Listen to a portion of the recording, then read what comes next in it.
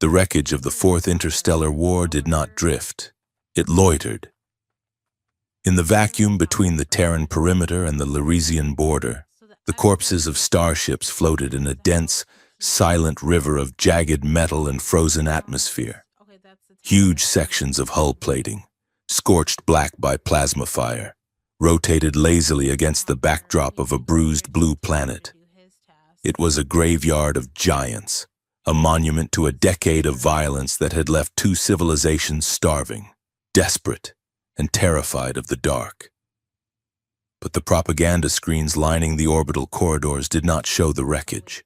They showed fields of golden grain merging with violet alien flora. They showed hands, one five-fingered and pale, the other four-fingered and slate gray, clasping in sanitized friendship. Unity through science. The screens flashed in bold, cheerful font. The harmonic accord, a future reborn. Saralith Voss walked beneath the screens, ignoring them with the practiced indifference of a prisoner who knows the layout of her cell. She moved through the sterile white corridor of the High Council Science Wing like a queen in exile. She was tall, her physiology striking a delicate balance between frightening and ethereal. Her skin was the color of moonlight on snow, faint bioluminescent veins pulsing softly beneath the surface at her temples and wrists, shifting from calm azure to a guarded violet. Her hair, a cascade of silver filaments that behaved more like fiber optic cables than organic strands, was bound severely at the nape of her neck. Every head turned as she passed. Junior researchers in gray scrubs pressed themselves against the walls, averting their gaze. They did not look at her with admiration. They looked at her with the specific, hollow fear reserved for things that were too intelligent to be safe and too valuable to be destroyed. Saralith Voss was the greatest geneticist her species had produced in 3 centuries. She had cracked the code of silence that plagued the Lyresian gene pool. She had designed the agrivirus that saved the outer colonies from famine. And today, she was being sold. She reached the heavy blast doors of the council chamber. They hissed open, revealing a room of dark stone and floating holographic data streams. The air smelled of recycled oxygen and old ambition. Regent Vile Kor sat at the head of the obsidian table. He was a sprawling, heavy-set man, his skin a darker, mottled gray, his eyes sunk deep into folds of flesh. He smiled as she entered, a gesture that showed too many teeth. "High Genetrix," Vile Kor said.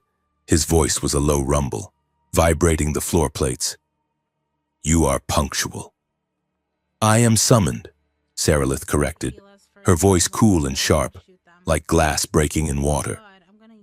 "There is a difference." She did not sit.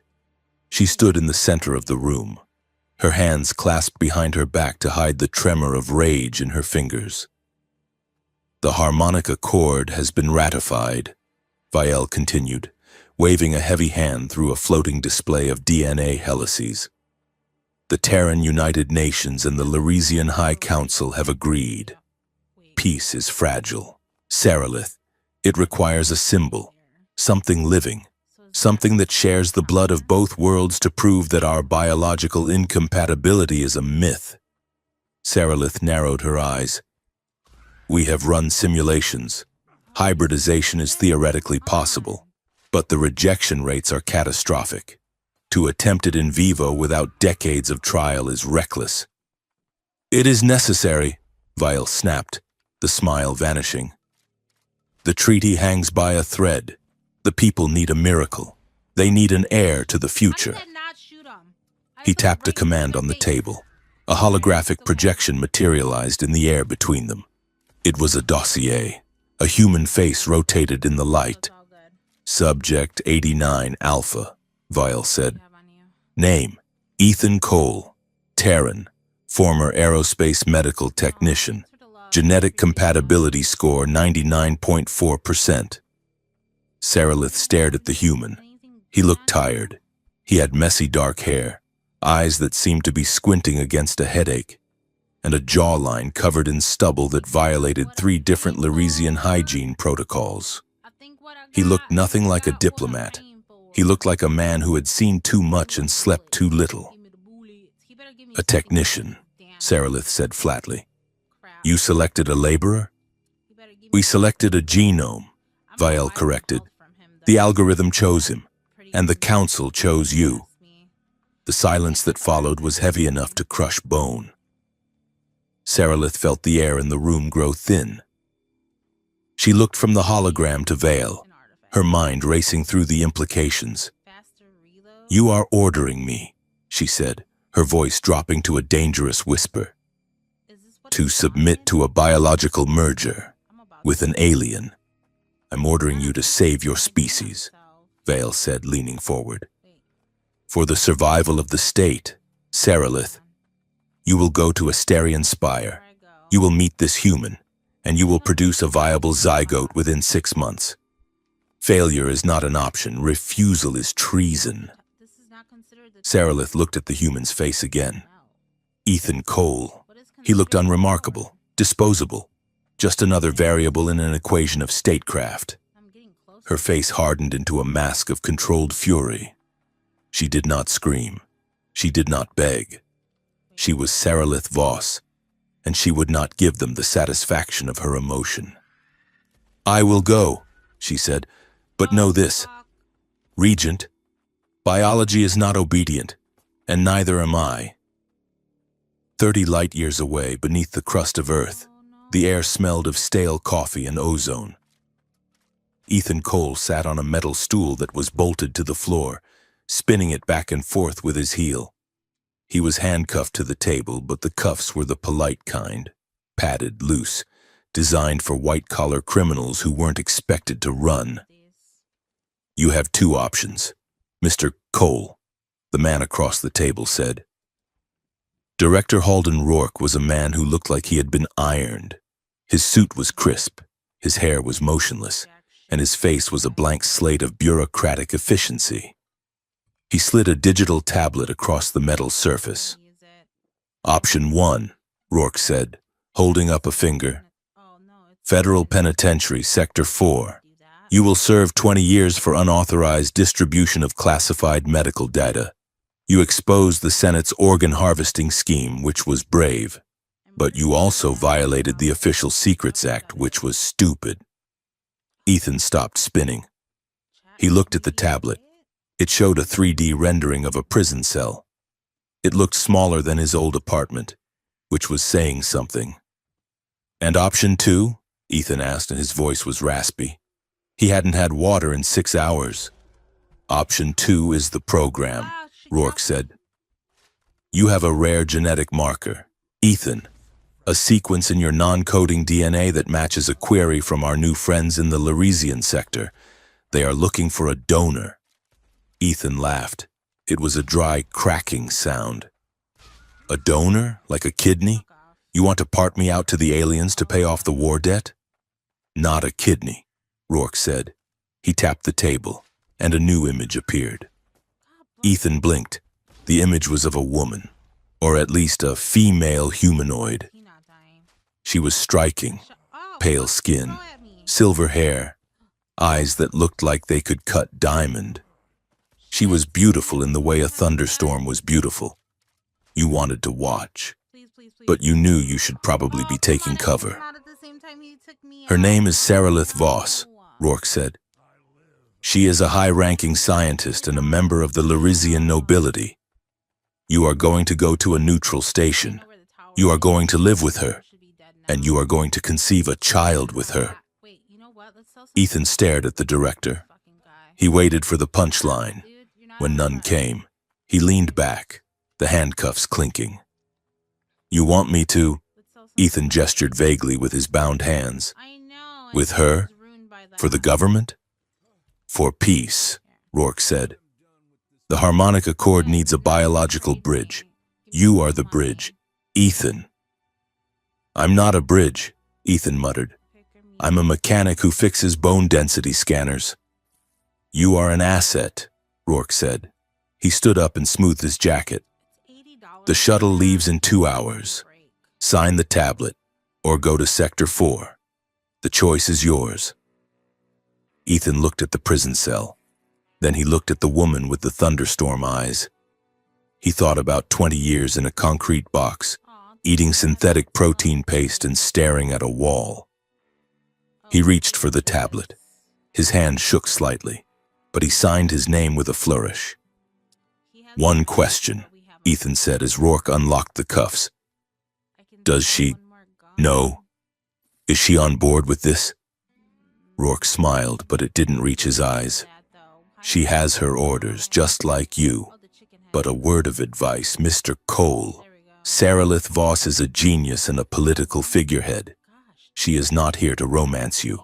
Do not confuse duty with affection. She will likely view you as a lab rat. Try not to disappoint her. Ethan rubbed his wrists. Great, he said, forcing a grin to hide the cold knot of fear in his stomach. I love being a science project. It's always been a dream of mine. Asterion Spire was a jewel hanging in the black velvet of deep space. It was a station built of mirrored glass and non-Euclidean geometry, designed by an architect who clearly hated straight lines. It spun slowly, generating artificial gravity that felt slightly too heavy, as if the floor was magnetized. Ethan stepped off the transport shuttle and immediately felt underdressed. The docking bay was a cathedral of light. Multilingual holograms floated in the air, shifting languages every few seconds. Welcome in English. Greetings in Lyresian. Peace in a dialect that looked like geometric shapes. He tugged at the collar of the stiff ceremonial jacket the agency had given him. It was tight in the shoulders. He felt like a child playing dress-up. Stand straight, a voice hissed in his ear. It was his handler, a nervous woman named Silas who was currently monitoring him from a control room. Your translator is syncing. Do not speak until the green light flashes on your collar. Ethan saw the delegation approaching. A group of tall, slate-skinned guards in ceremonial armor flanked a central figure. Saralith Voss was even more intimidating in person. She was taller than him by 3 inches, wearing a gown of shifting liquid fabric that seemed to absorb the light around her. Her face was composed, her expression unreadable. Ethan's collar blinked green. Okay, he thought, don't screw this up. Be charming. Be diplomatic. He stepped forward and bowed slightly, just as the briefing videos had shown him. Greetings, High Genetrix, Ethan said, trying to sound confident. I am honored to be part of this historic union. He waited. Saralith stared at him. Her eyes widened slightly. The guards behind her stiffened, their hands drifting toward the shock batons at their belts. Ethan froze. What? What did I say? Saralith tilted her head. You just said, she replied, her voice echoing with perfect icy diction, that you are lubricated to be part of this historic mating ritual and you wish to inspect my dorsal ridges. Ethan's face went hot. He tapped the small metal disc on his throat. Come in here, bitch. Refraction. I meant reflection. Or honored. Where is he? Damn it. This thing is stuck on the informal setting. Brah. For a second, Take one to the he thought face. she was going to have him executed. The silence stretched, agonizing and sharp. Then, What do you got? the corner of Saralith's mouth twitched. Sell this to him. It wasn't a smile, it was too sharp for that, but it was a break in the mask. My dorsal ridges are not for inspection, Mr. Cole, she said dryly, and I suggest you adjust your frequency before you accidentally declare war on my ancestors. Right? Ethan said, exhaling a breath he didn't know he was holding. Sorry. I'm usually better with words. I'm Ethan. Just Ethan. I know what you are, Saralith said. The amusement vanished, replaced by the cool assessment of a scientist looking at a slide. Come, the cameras are watching. The neutral ground was a conference room divided by a thick pane of transparent aluminum. Saralith sat on one side, Ethan on the other. It was designed to look like a diplomatic summit, but it felt like a prison visitation. Saralith placed a data pad against the glass. "This is an autonomy clause," she said, her voice muffled slightly by the partition. "I have drafted it myself. Read it." Ethan squinted at the scrolling text. It was dense legal jargon. Article 4. No physical contact without verbal confirmation. Article 7. No assumption of reproductive rights. Article 10. Refusal of ceremonial vessel status. He looked up. "You wrote a contract for us?" "I wrote a contract for me," Saralith said. She sat with her spine rigid, her hands folded perfectly on the table. "The council views this as a transaction. They view me as a vessel and you as a catalyst. I refuse to be treated as livestock. Mr. Cole, I will participate in the medical requirements of the program because I must. But my personhood is not negotiable. If you touch me without permission, the deal is void. If you attempt to coerce me, the deal is void." Ethan put the pad down. He looked at her, really looked at her. He saw the tension in her jaw. He saw the way her fingers were pressed together so hard the knuckles were white. He realized then that she wasn't arrogant. She was terrified. She was a woman surrounded by powerful men who had told her that her body belonged to the state. "Okay," Ethan said softly. Saralith blinked. "Okay? You accept the terms?" "I accept them," Ethan said. He leaned forward, resting his elbows on the table. "But I have a question." Saralith stiffened. "Proceed." "What do you want?" Ethan asked. Saralith stared at him. "I do not understand the query. The program objectives are clear." "Screw the program," Ethan said. He gestured around the room. "I mean, what do you want? Do you want to be here? Do you want a kid? Do you want to run away and live on a beach somewhere? Nobody asked me what I wanted. So I'm guessing nobody asked you either." Saralith opened her mouth to speak, but the words died in her throat. She had prepared for aggression. She had prepared for leechery. She had prepared for a human who was dull or ambitious or cruel. She had not prepared for decency. She looked at this human, this scruffy, tired man with the glitching translator, and felt a strange, sharp pang in her chest. It was almost like laughter, but it hurt like grief. "I want," Saralith said, her voice very quiet, "to own my own life, just once." Ethan nodded. He didn't smile. He just nodded, as if that was the most reasonable thing in the world. "Then let's start there," he said. "We follow your rules. No touching, no creepy stuff, and we just survive this together." Before Saralith could answer, the door hissed open. Director Rourke and Regent Vale Corps swept in, bringing a cloud of political pressure with them. "Excellent," Rourke beamed, clapping his hands. "The introductory period is concluded. The biometrics look promising." "The suite is prepared," Vale Corps rumbled. "You will be moved immediately to the habitation quarters. We expect results. High genetrics. The stars are waiting." Saralith stood up, her mask slamming back into place. "We are proceeding," she said coldly. Later, alone in the bathroom of the lavish quarters, Saralith activated her personal recorder. She held the device in front of her face, staring at her own reflection in the mirror. Her eyes were bright with unshed tears of rage. She had been handed a script by the media team earlier that day, a list of talking points she was expected to deliver to the public once the romance had been fabricated. She read the first line of the script into the recorder, her voice trembling with a mixture of fury and poisonous irony. Log entry. Day 1. she whispered. She looked at the script. They have written my future for me. They want me to say, she paused, then read the line with a sneer.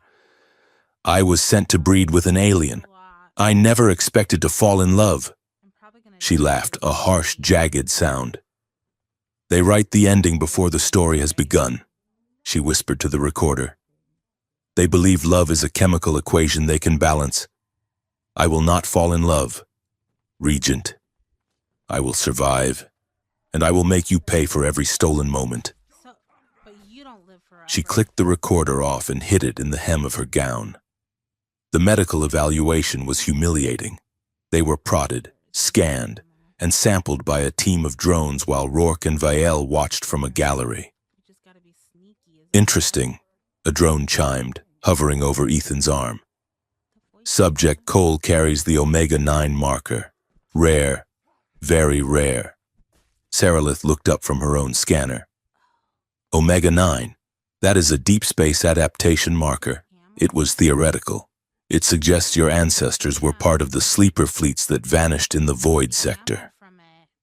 Ethan shrugged, wincing as a needle pricked his neck. My grandma used to say we came from the long dark. I thought she just meant New Jersey. Saralith frowned. She looked at the data scrolling on the monitor. The marker wasn't just rare, it was specific, and it was a key. Why would the algorithm select a carrier of a lost genetic key for a simple hybridization program? Move to the habitation suite. Vile's voice boomed over the intercom. The cycle requires proximity. The romantic suite was an insult to the concept of romance. It was a large circular room with a panoramic view of the stars, decorated with velvet drapes, low lighting, and a bed that was large enough to land a shuttle on. Ethan walked in and immediately pointed to a floral arrangement on the wall. Camera, he said. He pointed to the light fixture. Camera. He pointed to the decorative sculpture of a dancing couple. Microphone. He turned to Saralith and grinned. At least the universe wants front row seats to our awkward silence. Saralith did not smile. She felt the walls closing in. This is a cage, she whispered. A gilded cage. Yeah, Ethan said. He walked over to the viewport. But at least the view is nice. Suddenly the floor lurched. A deep, grinding sound groaned through the station's hull. The artificial gravity flickered, dropping from 1G to 0, then slamming back to double gravity in a heartbeat. Structural failure, the station computer blared. Ethan was thrown off balance. He stumbled, flailing, falling toward the jagged edge of a metal sculpture. Ethan! Saralith moved without thinking. Her reflexes were enhanced, faster than a human's. She lunged across the room, catching him by the front of his jacket just before his head struck the metal. The momentum swung them around and they crashed into the soft wall of the bulkhead. For a second, there was no space between them. Saralith was pressed against him, her chest heaving against his. His hands had instinctively grabbed her waist to steady himself. She could feel the heat of him, a burning solid warmth that felt shockingly real against her cool skin. She smelled soap and adrenaline and something distinctly human. For a heartbeat, neither of them moved. The shock of the contact was electric. It wasn't the sterile, calculated compatibility of the lab. It was raw. It was biology shouting over the noise of politics. Ethan looked down at her, his eyes wide, his pupils blown. Saralith felt a shiver race up her spine, a betrayal of her own nervous system. She pulled away as if he were on fire. "Do not," she gasped, backing away, smoothing her gown with trembling hands. "Do not touch me. I fell," Ethan stammered, holding his hands up. "The gravity. You caught me." "I prevented damage to the asset," Saralith snapped, her voice harsh to cover the sudden, confusing pounding of her heart. She was angry, not at him, but at her body for responding to the warmth. She had spent years building walls of ice, and he had cracked one in 3 seconds. Right, Ethan said, lowering his hands. Asset preservation, thanks. The gravity stabilized. The lights flickered back to full strength. I need to check the station diagnostics, Saralith said, turning her back on him. That was not a random failure. The stabilizers on this class of station are redundant. They do not just flicker. She marched to the wall console, her fingers flying over the holographic interface. She needed data. She needed logic. She needed anything that wasn't the memory of his heartbeat against hers. She bypassed the user interface, diving into the kernel code of the station's manifest. She was looking for the error log for the gravity drive. Instead, she found a file hidden in the subdirectory of her own medical profile. It was encrypted, but Saralith Voss knew the Council's encryption keys better than she knew her own prayers. She unlocked it. The file opened. It wasn't a fertility chart. It was a lineage projection. Project, harmonic subject, Voss, Cole objective, royal continuity, priority. One notes the hybrid offspring is required to bypass the biometric locks on the mosaic gate system. Subject Voss carries the maternal key. Subject Cole carries the paternal key. Conception is mandatory for system override. Saralith froze. The blood drained from her face. It wasn't about peace. It wasn't about a treaty. Royal continuity, she whispered, horror dawning on her. She turned to look at Ethan, who was sitting on the edge of the ridiculous bed, rubbing his neck. He looked small and human and completely unaware that he was a walking skeleton key to the most dangerous weapon in the galaxy. They weren't just making a baby to make the public happy. They were breeding a key to unlock the ancient worm gates. They don't want an heir, Saralith said, her voice barely audible. They want a weapon. Ethan looked up. What? We are in trouble. Ethan, Saralith said, and this time, she didn't call him Mr. Cole. Real trouble. The alarms on Asterian Spire did not scream. They throbbed. It was a low, subsonic pulse that vibrated in the teeth and the marrow. The official announcement, delivered in a soothing, synthesized voice, claimed that a localized power surge had necessitated a standard security reset. Saralith Voss knew a lie when she heard one. She stood in the center of the romantic suite, which had transformed from a gilded cage into a literal one. The doors were magnetically sealed. The windows were shuttered with blast shields. The air recycling system hummed with the frantic energy of emergency protocols.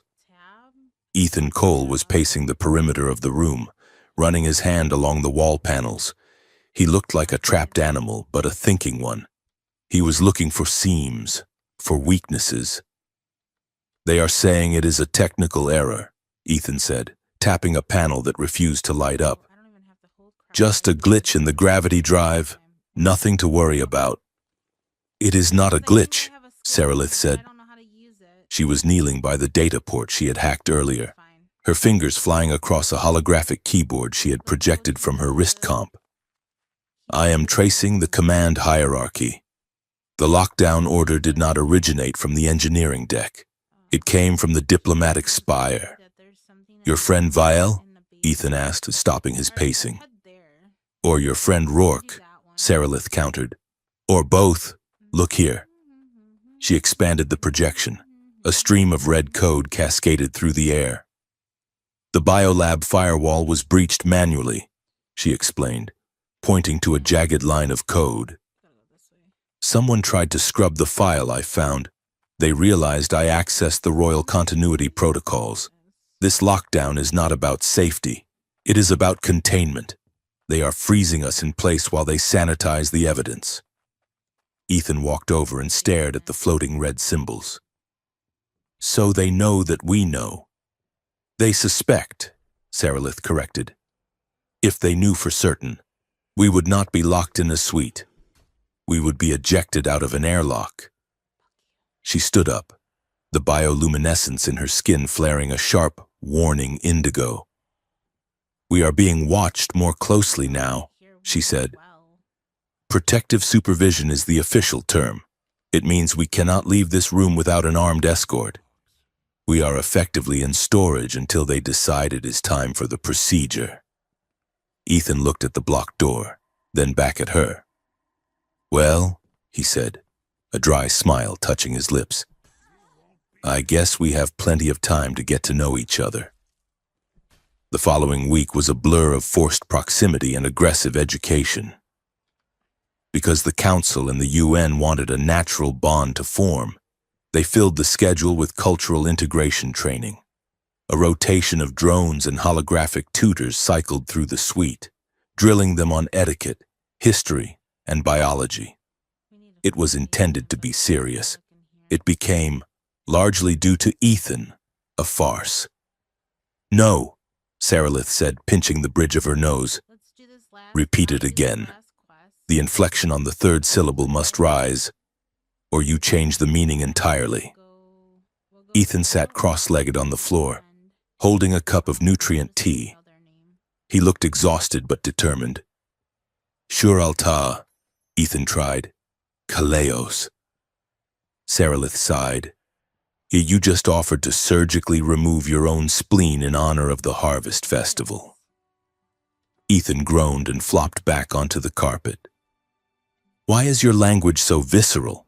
Why is everything about organs and fluids?" "We are a biological species," Saralith said, though a flicker of amusement tugged at the corner of her mouth. "We value precision. The phrase you are looking for is Shur al-Ta Kale Is. It means I offer my respect to your house." "Kale Is," Ethan repeated. "Kale Is." "Better," Saralith allowed. "But you sound like a farmer from the southern provinces." "I am a mechanic from Ohio," Ethan said. "I think a farmer is a step up." He sat up again, his dark eyes catching the light. "Your turn. Explain the fork thing again. Why are there 4 distinct utensils for liquid consumption?" "They are not for liquid," Saralith said, picking up a silver stylus to demonstrate. "They are for different viscosity densities. You cannot use a broth siphon for a gelatin stew. It is barbaric." "Barbaric," Ethan chuckled. "Right. Because using the wrong spoon is definitely worse than, say, engineering a fake romance for political leverage." The room went quiet. The joke hung in the air, heavy and real. Saralith looked at him. He was disheveled, his uniform unbuttoned at the collar, his hair a mess.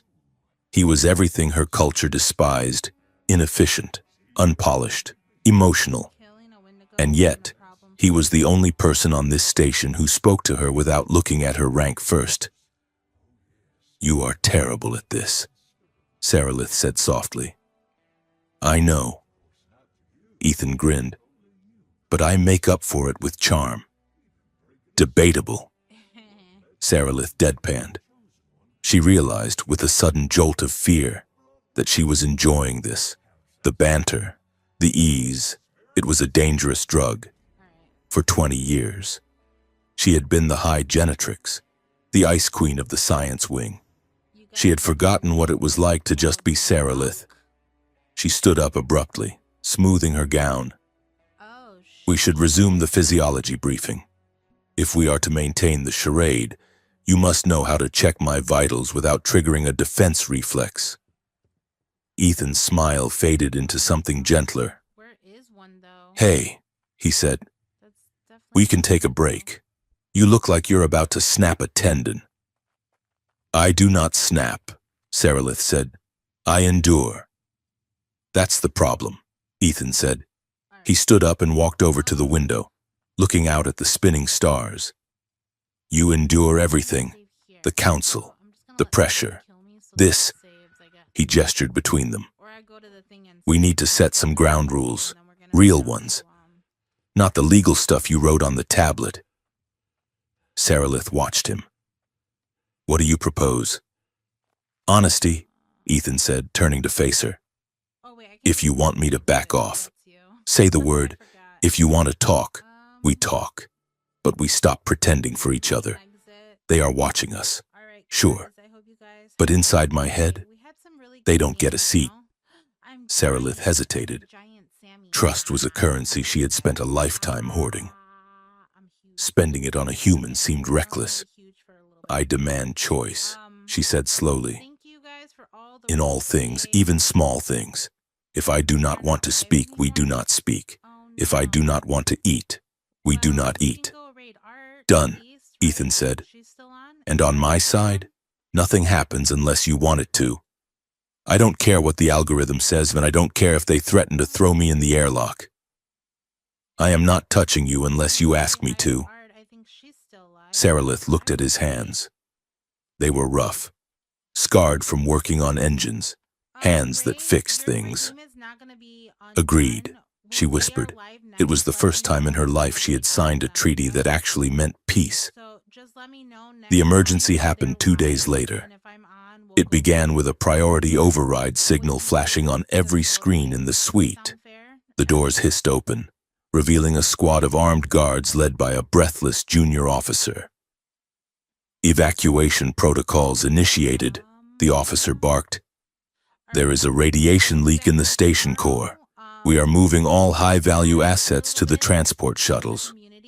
A leak? Saralith demanded, stepping forward. I saw no warning on the grid.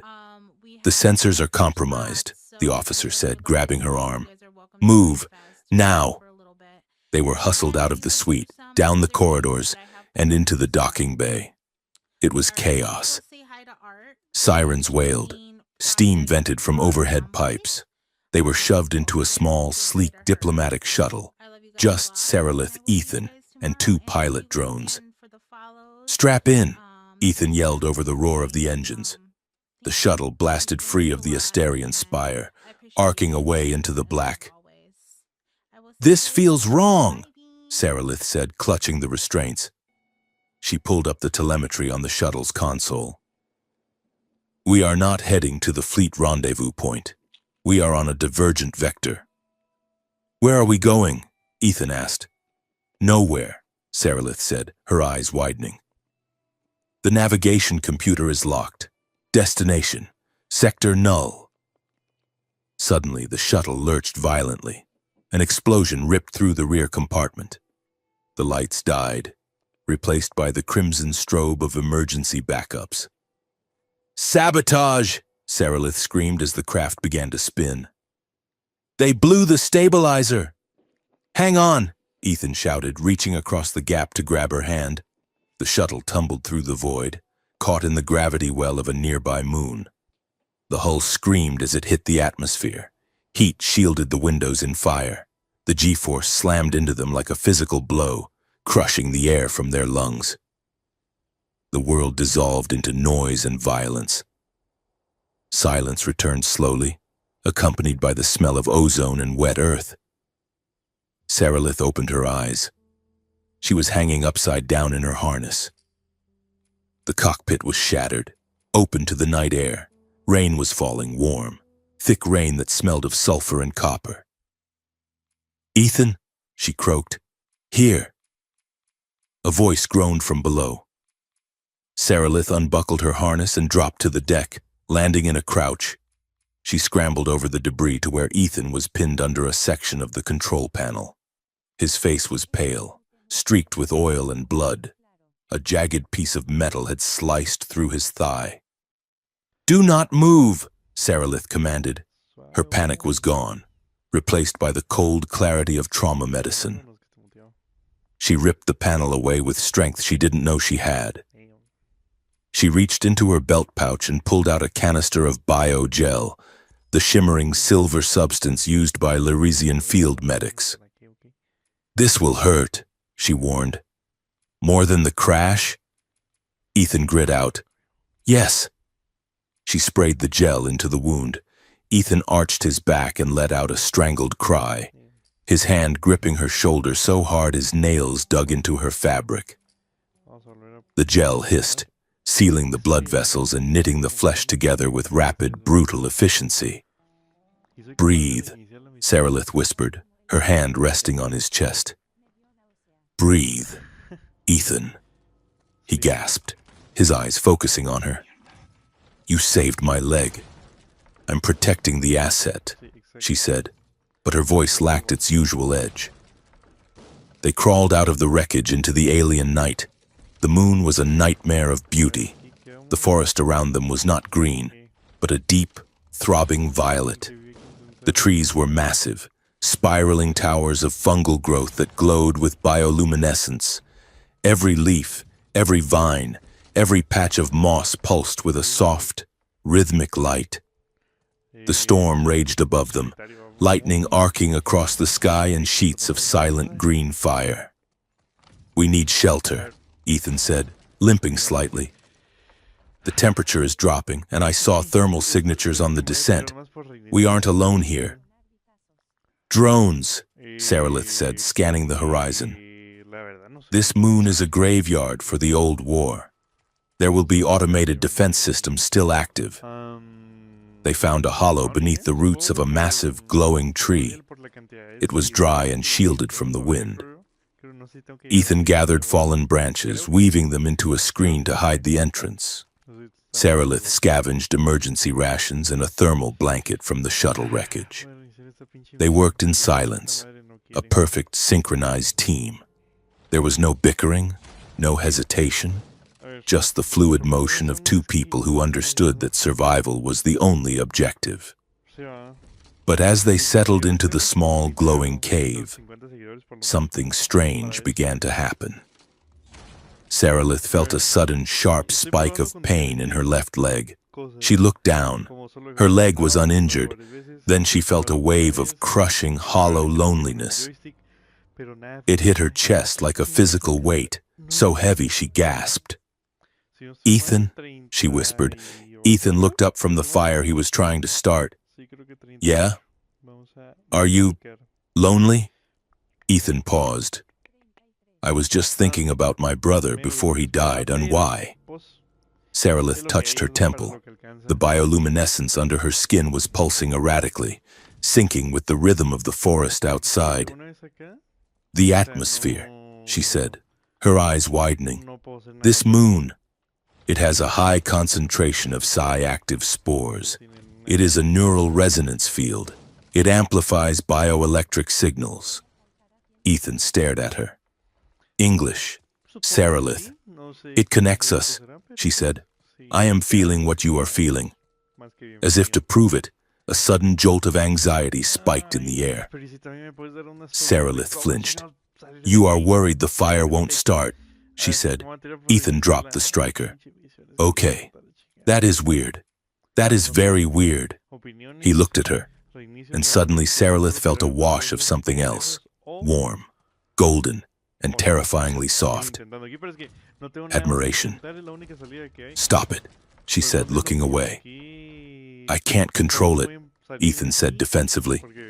It's my brain, it just does stuff. Saralith's wrist comp beeped. The universal translator, trying to interpret the psychic noise as data, scrolled a message across her screen. Warning, subject experiencing unauthorized longing. Suggest system reboot. Ethan leaned over and read it. He snorted, then he laughed. Unauthorized longing? He wheezed. Is that a technical term? It is a glitch, Saralith said, but she felt a bubble of laughter rising in her own throat. The absurdity of it, trapped on a glowing moon, bleeding, hunted, and being told by a computer that their feelings were against regulations. They laughed together in the dark, the sound echoing in the small cave. It was the first time they had laughed simply because something was funny, not to hide fear or deflect pain. The night deepened, and the cold became a physical enemy.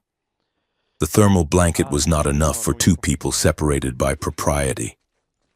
They sat on opposite sides of the small space, shivering. Saralith watched Ethan. His teeth were chattering. The blood loss had weakened him more than he would admit. Come here, she said quietly. Article 4. Ethan stuttered through the cold. No physical contact. Article 9, Saralith countered softly. Emergency preservation of life takes precedence. She lifted the edge of the blanket. Ethan hesitated, then moved closer. He sat beside her, and she wrapped the metallic fabric around them both. The contact was instantaneous and overwhelming. Because of the resonance field, the heat of his body didn't just warm her skin, it warmed her mind. She felt his relief wash over her like a hot bath. She felt the steady, grounding thrum of his heartbeat as if it were inside her own chest. They sat in silence for a long time, the storm raging outside, the bioluminescent roots casting dancing shadows on the walls. "I have never been allowed to choose," Saralith said. The words slipped out, carried on the current of the shared emotion. "My education, my career, my research, even my name was chosen by a committee. Voss is not a family name. It is a title. It means genetic steward." She felt Ethan's sorrow for her. It tasted like ash.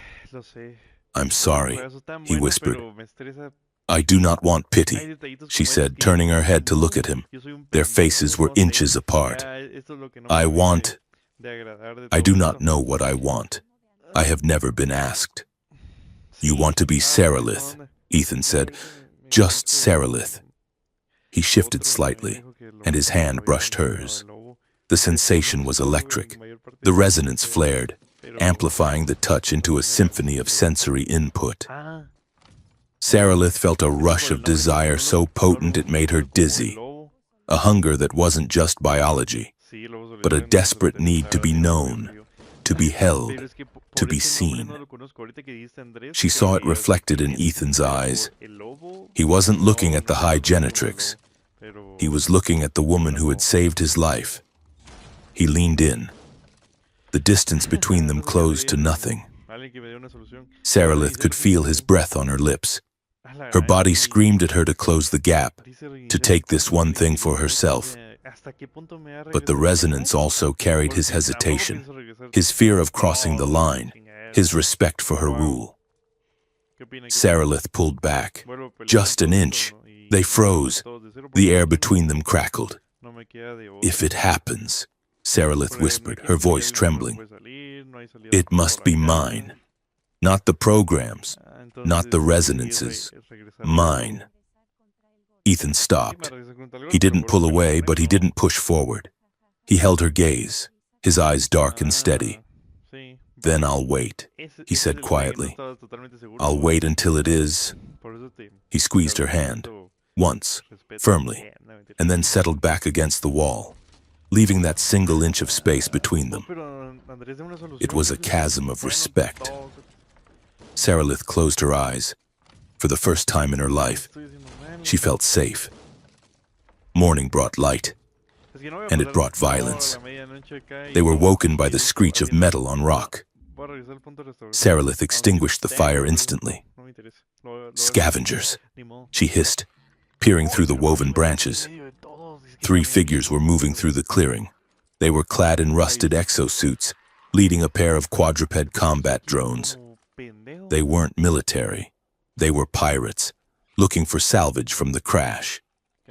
"If they find us, they will kill us for the tech in our suits," Ethan whispered. "We have to move," Saralith said. "There is a ridge to the north, ancient ruins. If we can get into the subsurface tunnels, we can lose them." They burst from the shelter, sprinting toward the tree line. "Contact!" one of the scavengers shouted. A laser bolt sizzled past Saralith's ear, scorching the bark of a tree. "Go!" Ethan yelled. He grabbed a heavy rock and hurled it with picture-perfect accuracy, smashing the sensor array of the lead drone. The drone spun wildly, firing blindly into the air. Saralith didn't run away. She ran toward the drone. She leaped, her enhanced physiology allowing her to clear the spinning chassis, and jammed her silver stylus into the exposed wiring of its neck. The drone collapsed. "Nice arm!" she shouted at Ethan. "Nice stabbing!" he yelled back. They scrambled up the ridge, dodging laser fire. The scavengers were slow, weighed down by their gear, but their weapons were heavy. The ground around them exploded in showers of dirt and glowing moss. They reached the ruins, a crumbling stone archway covered in moss. Sarilith tapped the control panel. It was dead. "Ethan, the panel!" she shouted. "Hotwire it!" Ethan slid to his knees, ripping the cover off the panel. "I need 30 seconds!" Sarilith turned, drawing the plasma pistol she had taken from the shuttle's survival kit. She fired, forcing the scavengers to take cover. 15 seconds, Ethan yelled. Sparks flew as he twisted wires. "We do not have 15. The second drone crested the ridge. It leveled its cannons at Sarilith. Suddenly, the massive stone door groaned. "Got it!" Ethan shouted.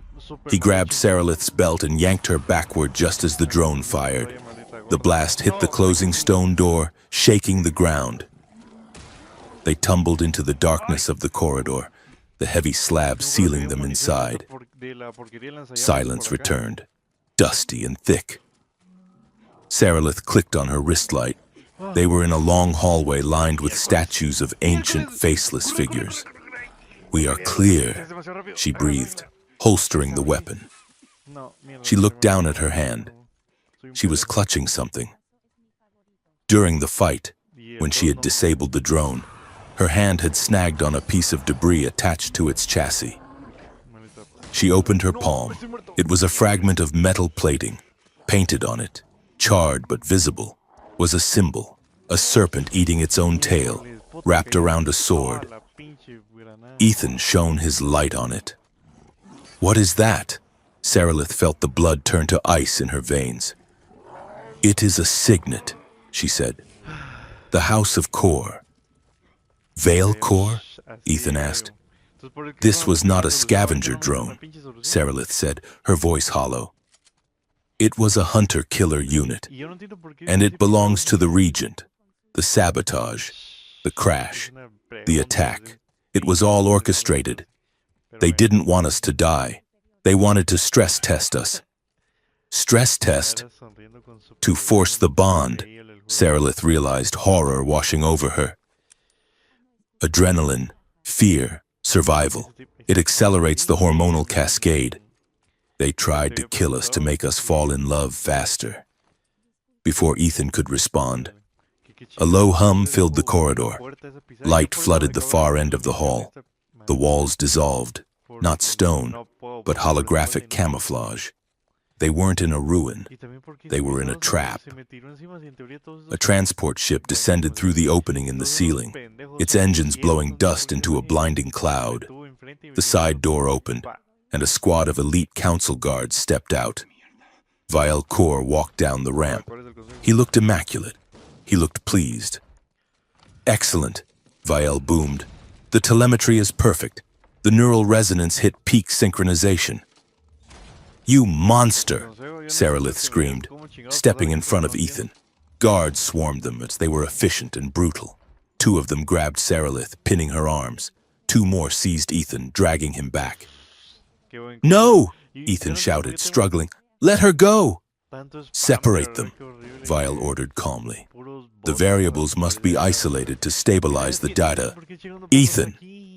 "Ugh," Sarilith cried out, fighting against the guards. Director Rourke appeared on the ramp. He nodded to his own men. "Bring Mr. Cole to the extraction shuttle. We need to debrief him on Earth." They were being pulled in opposite directions. Sarilith was dragged toward Veil's ship. Ethan was dragged toward Rourke's. She twisted her head, looking through the rain and the dust. She saw Ethan fighting, kicking, his eyes locked on hers. "I'll find you," Ethan screamed. "Sarilith, I'll find you!" Then the doors slammed shut. Sarilith was thrown into a seat. The restraints locked automatically. She stared out the thick transport window as the engines flared. She saw Ethan being shoved into the other ship. She saw the despair on his face. And as the ship lifted off, leaving the glowing moon behind, the realization hit her with the force of a physical blow. The program wasn't just political. It wasn't just a weapon, Ross. It was a trap designed to break them. They were never meant to be a couple. They were meant to be components, brought together to activate the key, and then torn apart the moment the connection was made. She pressed her hand against the cold glass. "I will kill them," she whispered to the emptying sky. "I will kill them all." The lie was polished until it shone like the mirrored glass of the station itself, according to the official press release scrolling across the Asterian Spire's public terminals. The crash of the diplomatic shuttle had been an unfortunate anomaly caused by a rogue micrometeoroid cluster. The heroic rescue teams had retrieved High Genetrix Seralith Voss and the Terran liaison Ethan Cole in record time, ensuring the continuity of the harmonic accord. Seralith read the headline from the display screen in her quarters. Her lip curled. Heroic rescue, she thought. Kidnapping would be the more accurate term. She turned away from the screen and surveyed her prison. They had moved her from the previous suite. This new room was located in the High Spire, the most secure sector of the station. But it did not look like a cell. It looked like a honeymoon suite designed by a committee of desperate bureaucrats. The lighting was permanently set to a soft, amber dusk. The air filtration system was pumping in a synthetic pheromone mist that smelled faintly of vanilla and Lyresian night-blooming jasmine, a scent chemically engineered to lower aggression and stimulate compliance. The furniture was plush, rounded, and devoid of sharp edges. Soft music, a rhythmic thrumming of low-frequency strings, played from hidden speakers. It was manipulation disguised as comfort. It was a velvet slaughterhouse.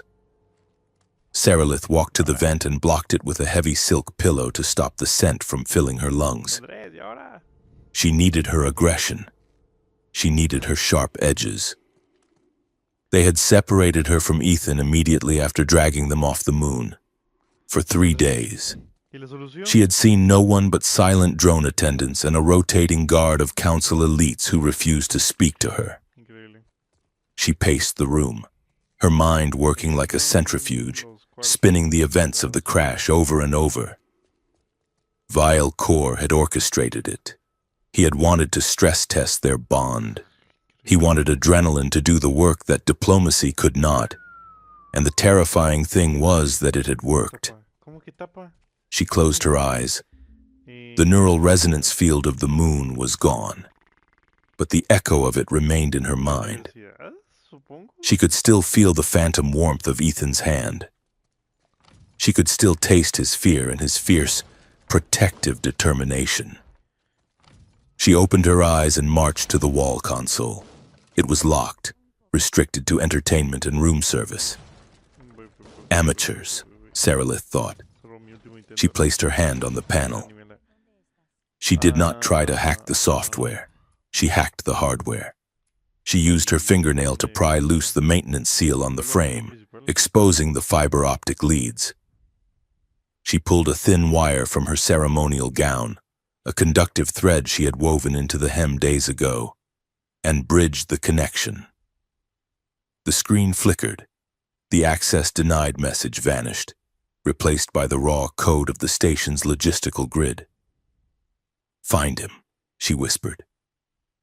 Ethan Cole was currently being offered a sandwich and a threat. He sat in a windowless debriefing room, his leg bandaged, his face clean-shaven. Across from him sat Director Halden Rourke, who looked as unruffled as ever. "You performed admirably, Ethan," Rourke said, pushing a plate of gourmet sandwiches across the metal table. "The survival data is excellent. Your cortisol levels spiked in perfect synchronization with the High Genetrix's adrenaline. The psych profiles suggest a bonding efficiency of 89%. "I almost died," Ethan said, ignoring the sandwich. "She almost died. You shot us down." "We introduced a variable," Rourke corrected smoothly. "And now we are ready for the final phase.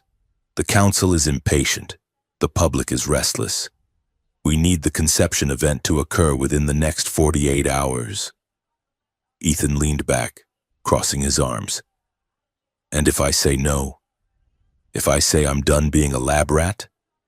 Rourke sighed, the sound of a disappointed parent. He tapped the table. A hologram appeared, the same prison cell Ethan had seen back on Earth. But this time, the timestamp on the image was updated to the present. The amnesty agreement is conditional. Ethan, Rourke said, you are currently a hero of the state, but heroes who refuse to serve become liabilities. If you do not cooperate, you will be transferred to Sector 4 by morning. And I will make sure your cellmate is very fond of political dissidents. Ethan felt the cold knot of panic tighten in his stomach. He covered it with a sneer. Sector 4, Ethan said dryly. Is that the one with the ocean view, or the one where they feed you nutrient paste through a tube? It is the one where nobody ever hears from you again, Rourke said, his voice dropping to a monotone chill. Go back to the suite, Ethan. Be charming. Be effective. The universe is watching. Rourke stood and signaled the guards. Escort Mr. Cole to the high spire. The genitrix is waiting. Ethan didn't expect to see her until he was shoved through the door of the suite. But the moment he stepped into the corridor leading to the high-security wing, the lights flickered. The guard behind him tapped his helmet. Comms are down. Hold position. A blast door to their left hissed open unexpectedly. A hand reached out, pale, strong and fast, and yanked Ethan into the darkness of a maintenance alcove. Ethan spun around, ready to fight, but stopped when he saw silver hair and eyes that burned like violet stars. Sarilith, he breathed. The relief hit him like gravity returning after a long drift. It wasn't just seeing her. It was feeling her. Even without the moon's amplifier, there was a pull between them now, a magnetic snap of recognition. Quiet, Sarilith hissed, pressing a finger to his lips. I overrode the door cycles, but the system will reset in 30 seconds. She looked him over, her eyes scanning for injuries with clinical precision that softened into something else when they met his gaze. They threatened you, she said. It wasn't a question. Standard stuff, Ethan whispered, leaning against the conduits. Do the job or go to jail. What about you? They perfumed my room, Sarilith said, her voice dripping with disdain. They are trying to drug me into compliance with Jasmine and bad music. Ethan let out a short, jagged laugh. Bastards! Suddenly, a flash of white light blinded Ethan's mind's eye. He wasn't in the corridor anymore. He was standing in a sterile white room, looking at a small girl with silver hair who was crying while a drone took a blood sample. You belong to the High Council, a voice boomed. Your tears are a waste of hydration. Ethan blinked, staggering back against the wall. The vision vanished. What was that? He gasped. Sarilith was clutching her chest, her face pale. You saw it? A little girl, Ethan said, in a lab. That was my 6th birthday, Sarilith whispered, and then she looked at him, her eyes wide. And I saw a roof. You were lying on a roof, looking at the stars. You were eating something, a cold orange. Popsicle, Ethan said, his voice shaking. I was 9. It was the first time I saw the galactic arm. The resonance, Sarilith realized. It is not gone. It has established a permanent neural pathway. We are leaking into each other. The door to the alcove hissed, threatening to close. We have to move, Sarilith said, grabbing his hand. If they find us out here, they will separate us again. We have to go to the suite. We have to make them think we are obeying. Ethan squeezed her hand. Lead the way, Highness. The compatibility meditation was mandatory. They sat on the floor of the amber-lit room, facing each other on velvet cushions.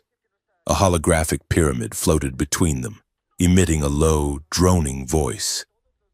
Visualize your reproductive energy, the AI intoned. Imagine it as a blossoming flower of duty. Open your petals to the state. Ethan cracked one eye open. Did it just say, flower of duty? Saralith kept her eyes closed, but her lips twitched. Ignore it. We must register a calm biorhythm for 20 minutes or the door remains locked. Now, the AI droned, extend your aura toward your partner. Feel the patriotic urge to merge your genetic destiny. Let the government flow through you. Ethan snorted. He couldn't help it. Let the government flow through you. Who wrote this? A tax auditor? Saralith's composure shattered. She let out a laugh, a real one, bright and sudden. It is terrible. It is the worst propaganda I have ever heard. Visualize your tax returns, Ethan mocked, deepening his voice. Submit your forms in triplicate to the rhythm of love. They laughed until they were gasping for air, leaning forward until their foreheads touched. The absurdity of it, the perfume, the music, the drone, the sheer crushing weight of two empires trying to force them to breed, collapsed under the weight of their shared ridicule. But as the laughter faded, the silence that followed was heavy.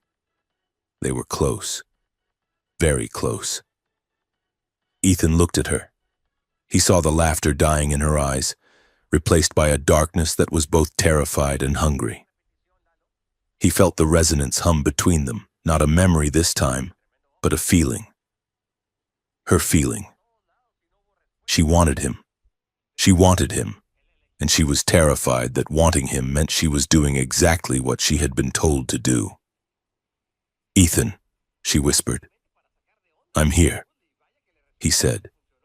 He kept his hands on his knees. He would not cross the line. He had promised. Saralith looked at his hands, then up to his mouth. She was shaking. She was the high genetrix, the master of biology, and she was currently being undone by the proximity of a human mechanic. They want this, she said, her voice trembling. They wrote the script. They wrote a transaction, Ethan said softly. They didn't write this. He waited. Saralith made the choice. She leaned forward, closing the last inch of distance. Her lips touched his. It wasn't smooth. It was sharp, a collision of teeth and breath, fueled by days of adrenaline and years of repression. It was a question asked in panic. Ethan froze for a millisecond, checking her face, checking the resonance, making sure this was her. He felt a wave of fierce, possessive certainty crash through the link. Mine, she thought. This is mine. He answered her. His hand came up to cup the back of her neck, his thumb tracing the sensitive skin behind her ear. He kissed her back, not with the aggression of the crash, but with a slow, devastating tenderness. Saralith made a sound in her throat, a half sob, and melted against him. The tension that had held her spine rigid for 20 years dissolved. She wasn't a queen. She wasn't a scientist.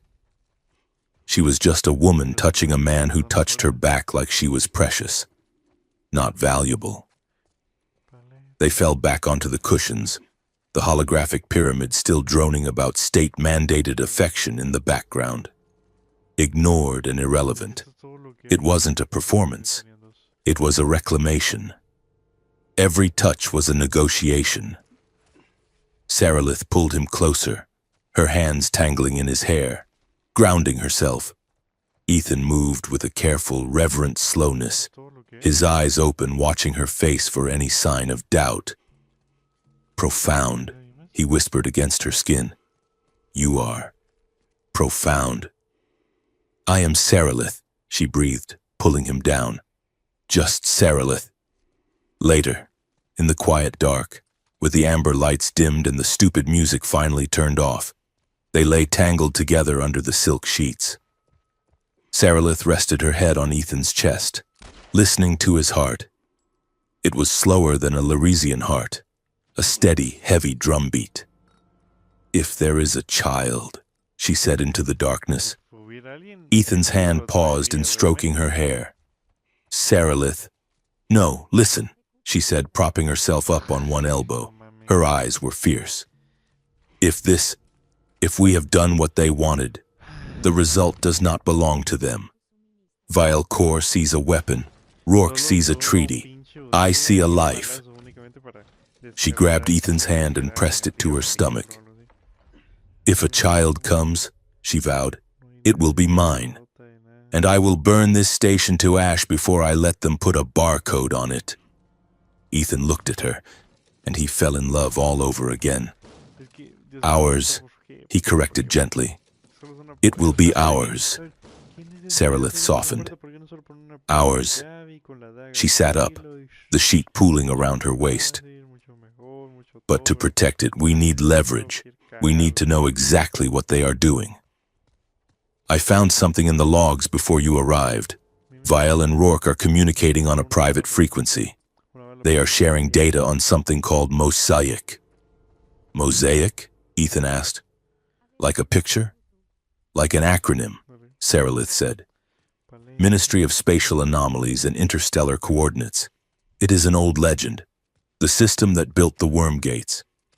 The Council has been trying to crack the control codes for centuries. If Rourke and Vale are working together, it means they think they have found the key." "And we're the key," Ethan guessed.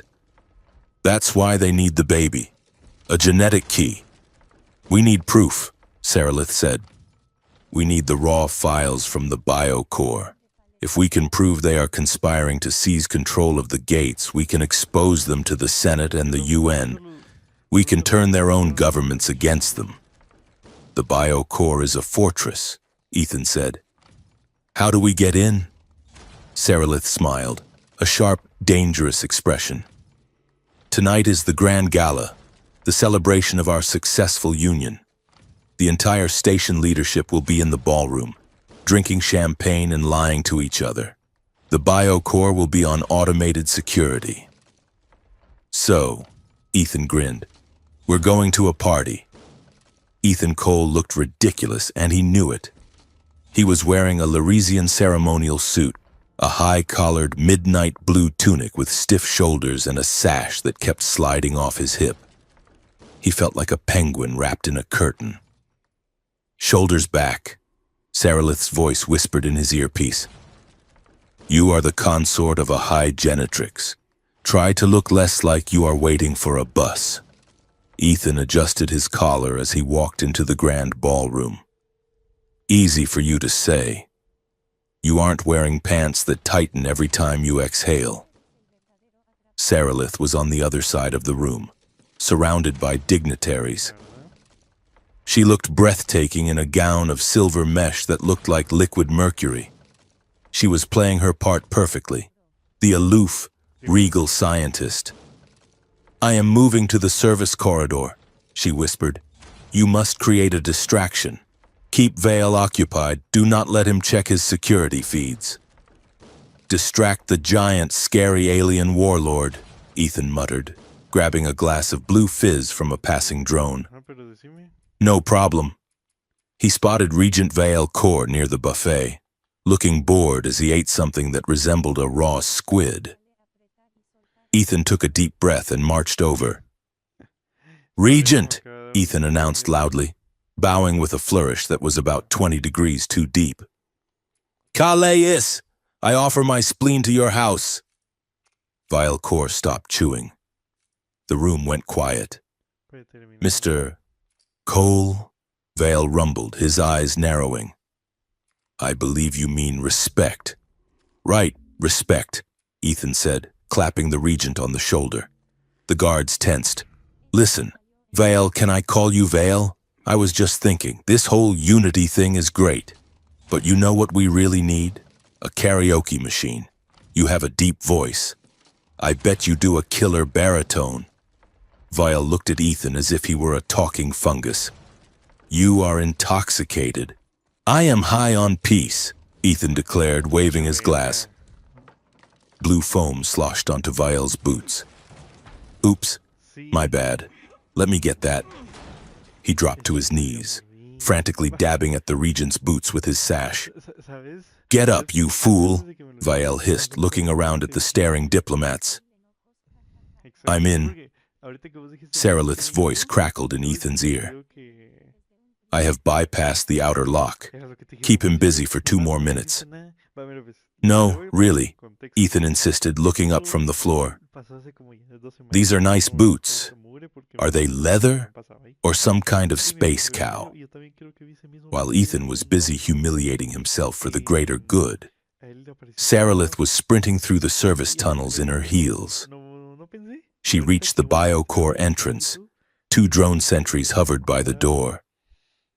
Saralith didn't slow down.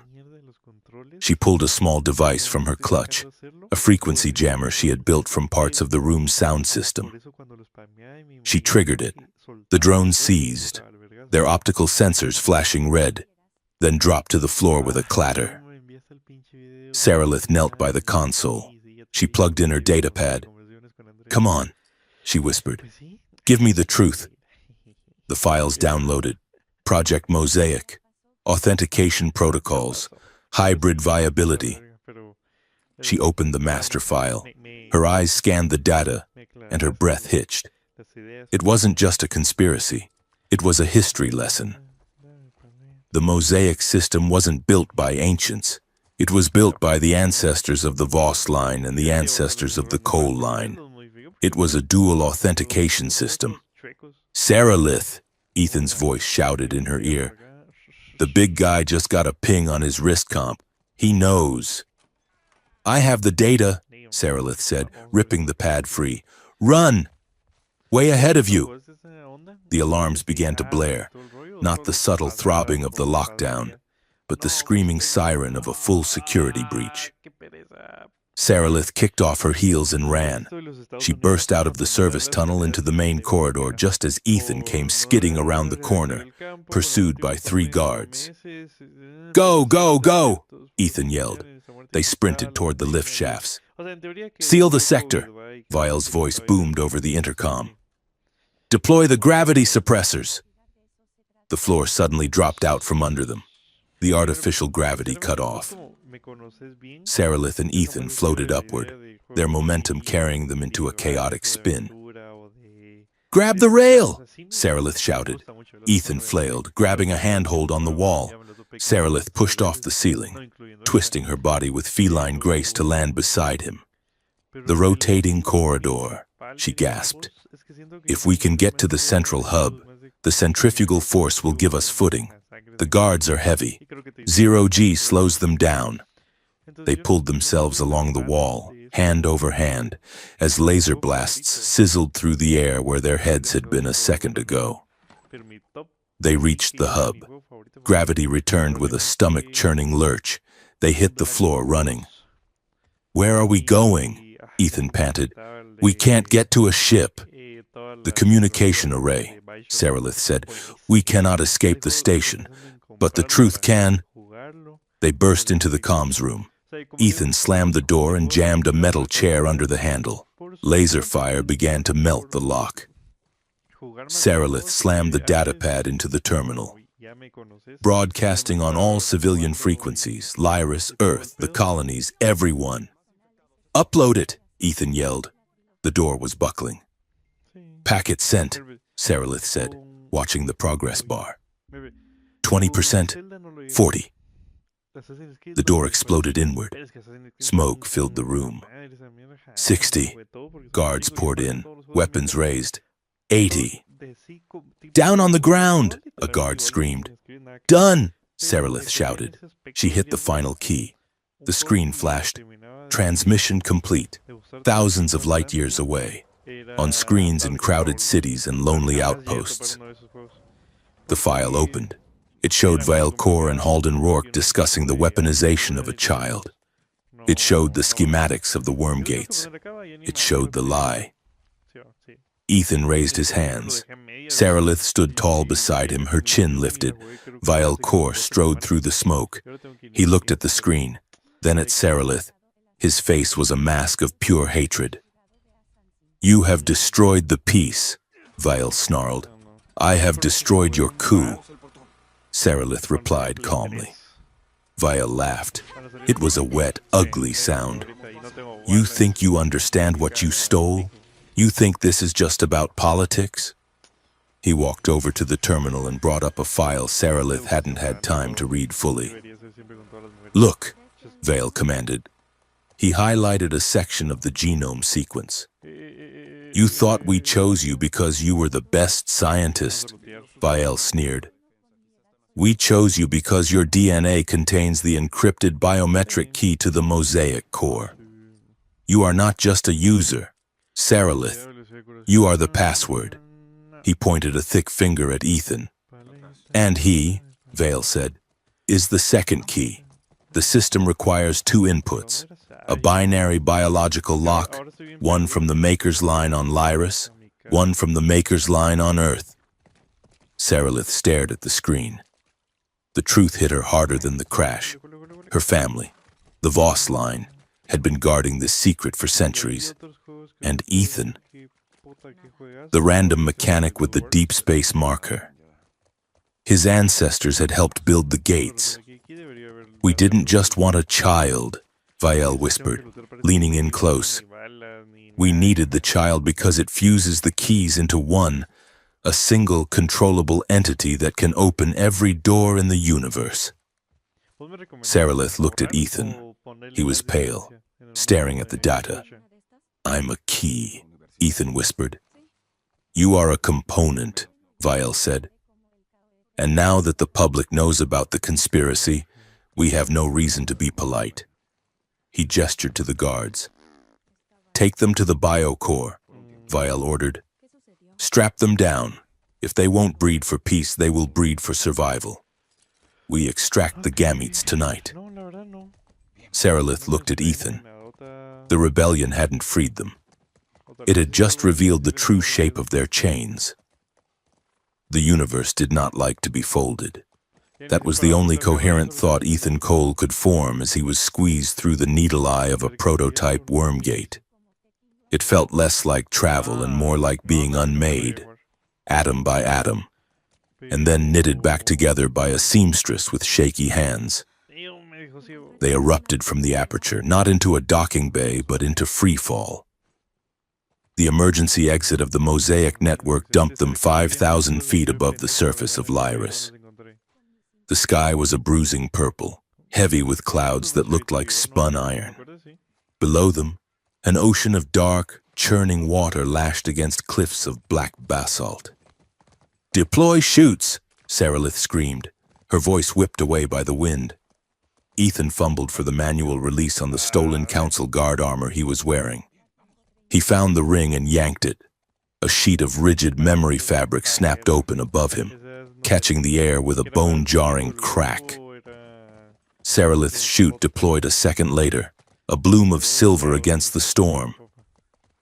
They drifted down toward the jagged coastline. To the west, the capital city of Ethelgard rose like a hallucination. It was a cluster of crystalline spires that pierced the clouds, glowing with an inner, rhythmic light. The buildings didn't look built. They looked grown, like massive stalagmites of diamond and glass. They hit the water hard. The cold was shocking, a physical blow that drove the air from Ethan's lungs. He thrashed, the heavy armor dragging him down into the dark. A hand grabbed his collar. Saralith. She hauled him to the surface, her movements fluid and powerful. She was in her element here. She dragged him toward a hidden cove where the rocks formed a natural breakwater. They scrambled onto the wet stone, gasping, shivering, and alive. Ethan rolled onto his back, coughing up seawater. "Next time," he wheezed, "we take the bus." Saralith did not smile. She was staring at the horizon, where a trio of sleek interceptor ships screamed across the sky, their searchlights sweeping the water. "We are not safe," she said, wringing the water from her silver hair. Vile knows we used the prototype gate. He will lock down the planet. Ethan sat up, wiping salt from his eyes.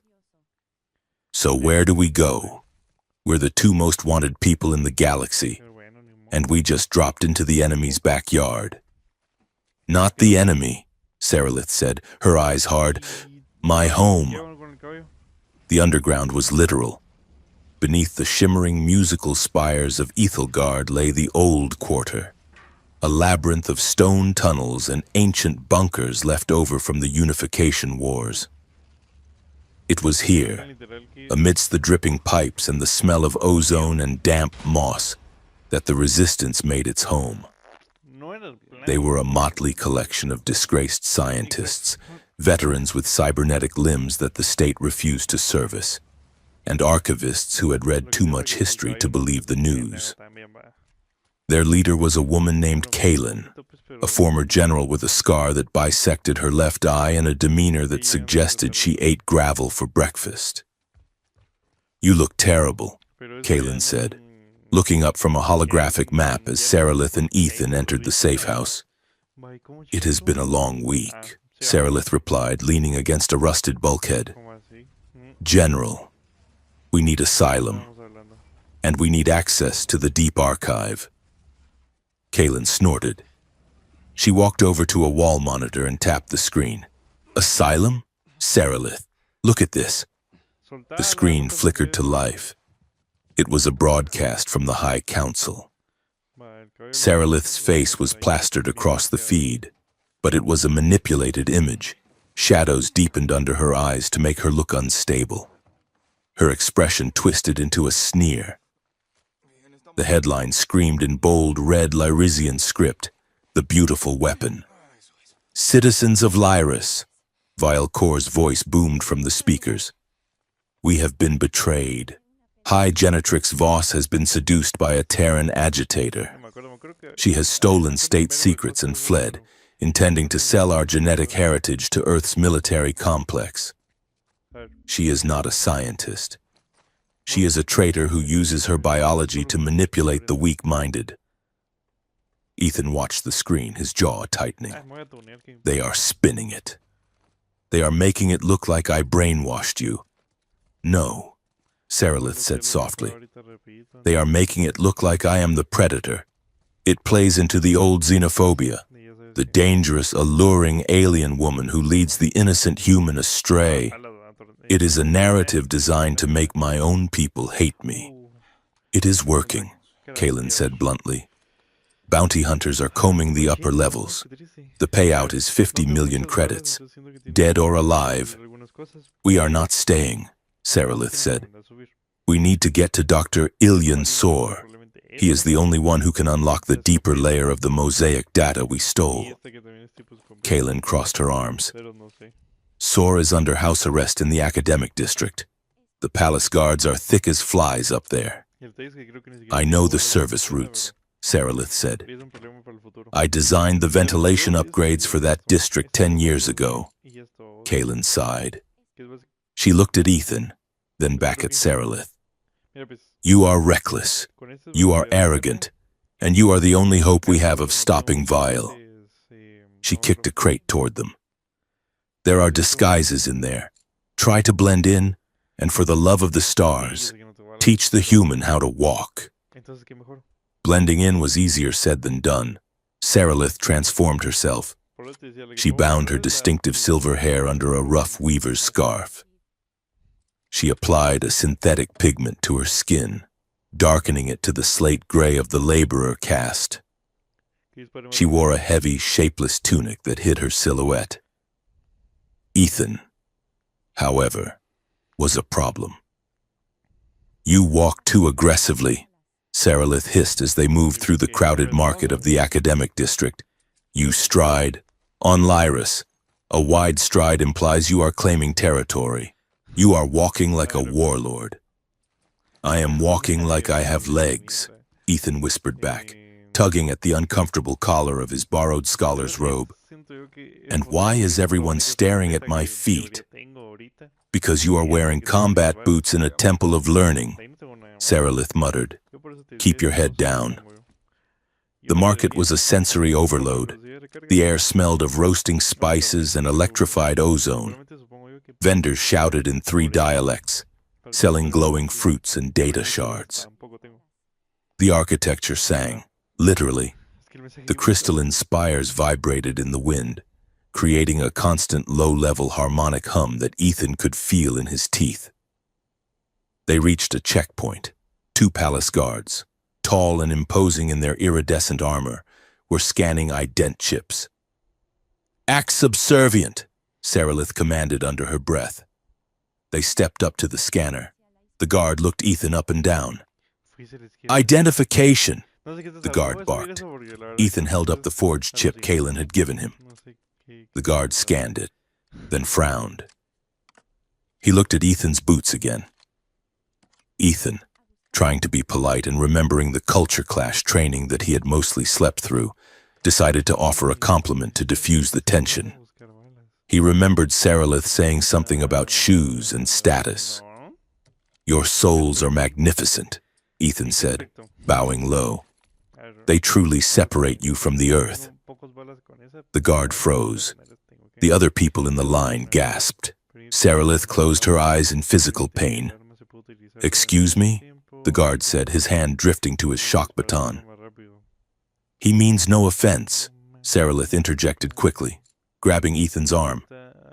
"My cousin is simple. He is from the deep mining colonies. The oxygen deprivation affects his social cortex. He meant to praise your boots. He implied my feet are too good for the ground," the guard snarled. "That is a grave insult to my humility. It suggests I am claiming divinity." "He is an idiot," Saralith insisted, shoving Ethan's head down. "Please, look at him. He barely knows which end of the spoon to use." The guard looked at Ethan, who gave a weak, lopsided smile and crossed his eyes slightly for effect. "Move along," the guard grunted, disgusted. "Keep your simpleton on a leash." They hurried through the gate. Once they were safe in an alley, Saralith spun on him. "You told him he was a god," she hissed. "I thought I was being nice," Ethan protested. "You said shoes were important." "Yes, because we believe in being grounded. Praising the separation from the earth is blasphemy." She shook her head, but a small, reluctant smile tugged at her lips. "You are lucky you are cute when you are stupid." "I'll take it," Ethan grinned. Dr. Ilyan Sor lived in a tower that smelled of old paper and dried herbs. He was ancient, his skin thin as parchment, his eyes clouded with cataracts. But when Saralith entered his study, he knew her instantly. "The prodigal daughter returns," Sor rasped, not looking up from his desk. "And she brings a stray—" "Dr. Sor," Saralith said, lowering her hood. "We need answers." She laid the stolen data drive on his desk. Sor picked it up with trembling fingers. He slotted it into his reader. As the holographic schematics of the mosaic gates filled the room, the old man's face collapsed into grief. "I told them," Sor whispered. "I told Vael it could not be forced." "You knew about the conspiracy?" Saralith asked, her voice tight. "It is not a conspiracy, Saralith," Sor said, looking at her with pity. "It is a legacy. Do you know why the Voss line has always been in charge of genetics? Do you know why the coal line on Earth was marked by the deep space experiments? Because we are compatible," Ethan said. "Because you are leftovers," Sor corrected. He tapped a key. The hologram changed. It showed a double helix, but the strands were not DNA. They were code. The gate builders, the architects, they did not just leave us technology. Sor explained. They left us a lock. They knew their network was dangerous. It could tear reality apart if used for war. So they keyed the controls to a biological signature, a binary key. Half was spliced into the early Lyrizian nobility. Half was seeded into the early humans. Saralith felt the room spin. We are not just people. We are components. You are the fail-safe, Sor said. A Veil core wants a child because a hybrid child would fuse the two halves of the key into a single, living master key. A being that could open any gate, anywhere, instantly. He wants to turn a baby into a skeleton key for the universe. That is why he needs us to love each other. Saralith realized horror washing over her.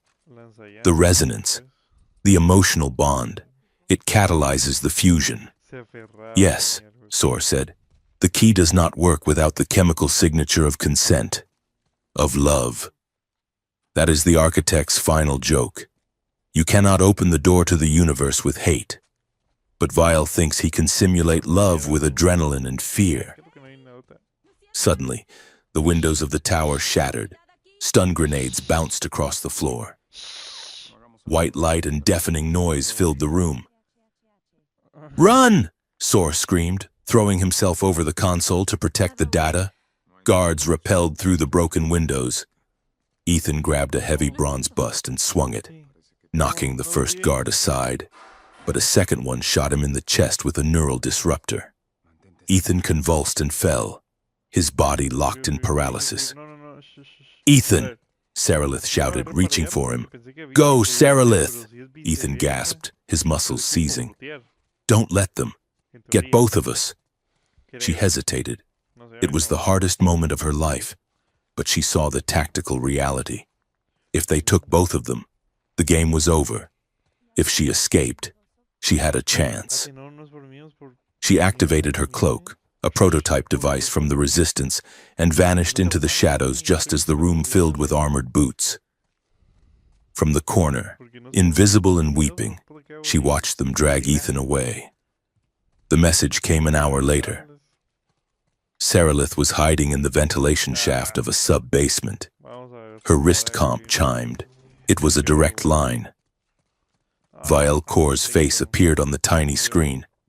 I know you are listening, Vile said. He looked smug. We have the Terran. He is resilient, but everyone breaks eventually. The camera panned.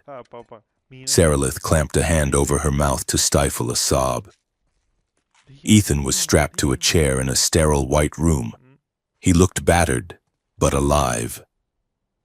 Here is the bargain, Vile said, the camera returning to his face. Surrender. Walk into the palace willingly. Declare your loyalty to the state. Become the mother of unity. If you do this, I will spare him. He will be allowed to live as your consort, comfortable and safe.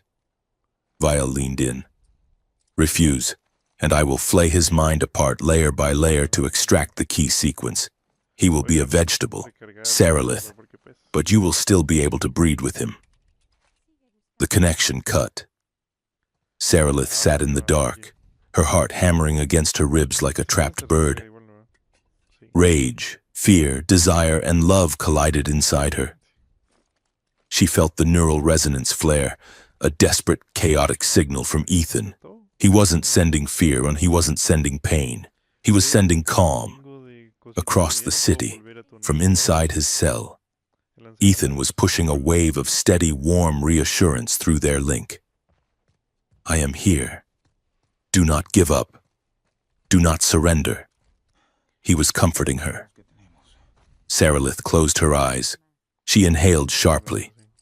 When she opened them, the tears were gone. You want the mother of unity? She whispered to the dark. Fine. I will show you what a mother does when you threaten her family. The palace of Ethelgard was not a building. It was a living organism.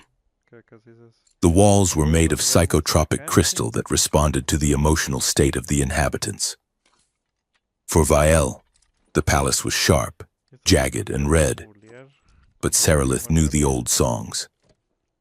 She infiltrated through the aqueducts, emerging in the lower gardens. She didn't sneak. She sang. It was a low humming tone, a frequency she had learned from the archivists. The crystal walls heard her. They recognized the resonance of a rightful heir, or at least someone who knew their language. Where she walked, the doors did not lock. They dissolved into mist and reformed behind her. The floor tiles shifted to silence her footsteps. The architecture itself was conspiring with her. She moved like a ghost through the corridors of power. She bypassed the guard patrols by singing the walls into creating alcoves that hadn't existed a moment before. She reached the detention level. The door to Ethan's cell was reinforced with dampening fields, but the resonance was screaming now. It pulled her like a magnet. She disabled the guard with a precise nerve pinch she had learned in her anatomy classes. She hacked the lock. The door slid open. Ethan looked up. He was bruised, one eye swollen shut, but when he saw her, his whole face lit up. "You're late," he rasped. Sarilith rushed to him, cutting the restraints with a laser cutter. As soon as he was free, he stood and pulled her into him. The impact was explosive. They collided, hands clutching, mouths finding each other with desperate, starving urgency. The resonance field between them went supernova. It wasn't just physical touch, it was a psychic merger. Sarilith felt his relief, his pain, his overwhelming love for her. Ethan felt her rage, her terror, her fierce determination. It was intoxicating. The adrenaline of the rescue mixed with the chemical imperative of the keys. Their bodies were screaming at them to finish it, to consummate the bond right here, right now, to let the biology take over. Sarilith pushed him back against the wall, her hands in his hair, her breath hitching. Ethan's hands were on her waist, gripping tight enough to bruise. "Sarilith," he groaned, his forehead resting against hers. "We could, right now, we could just—" "I know," she whispered, her voice shaking. "I want to. God, I want to." They stood there, trembling on the precipice. The universe was waiting for this. The keys were aligning. It would be so easy to give in, to let the fire consume them. But then Sarilith looked at the camera in the corner of the ceiling. The red light was blinking. Vielle was watching. She pulled back. It took every ounce of will she possessed. She placed her hands on Ethan's chest and pushed him gently away.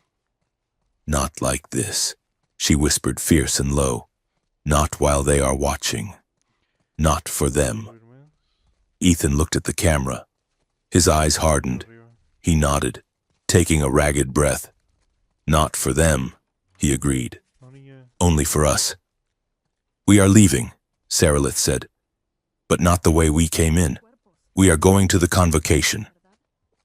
The great hall was filled with the entire High Council.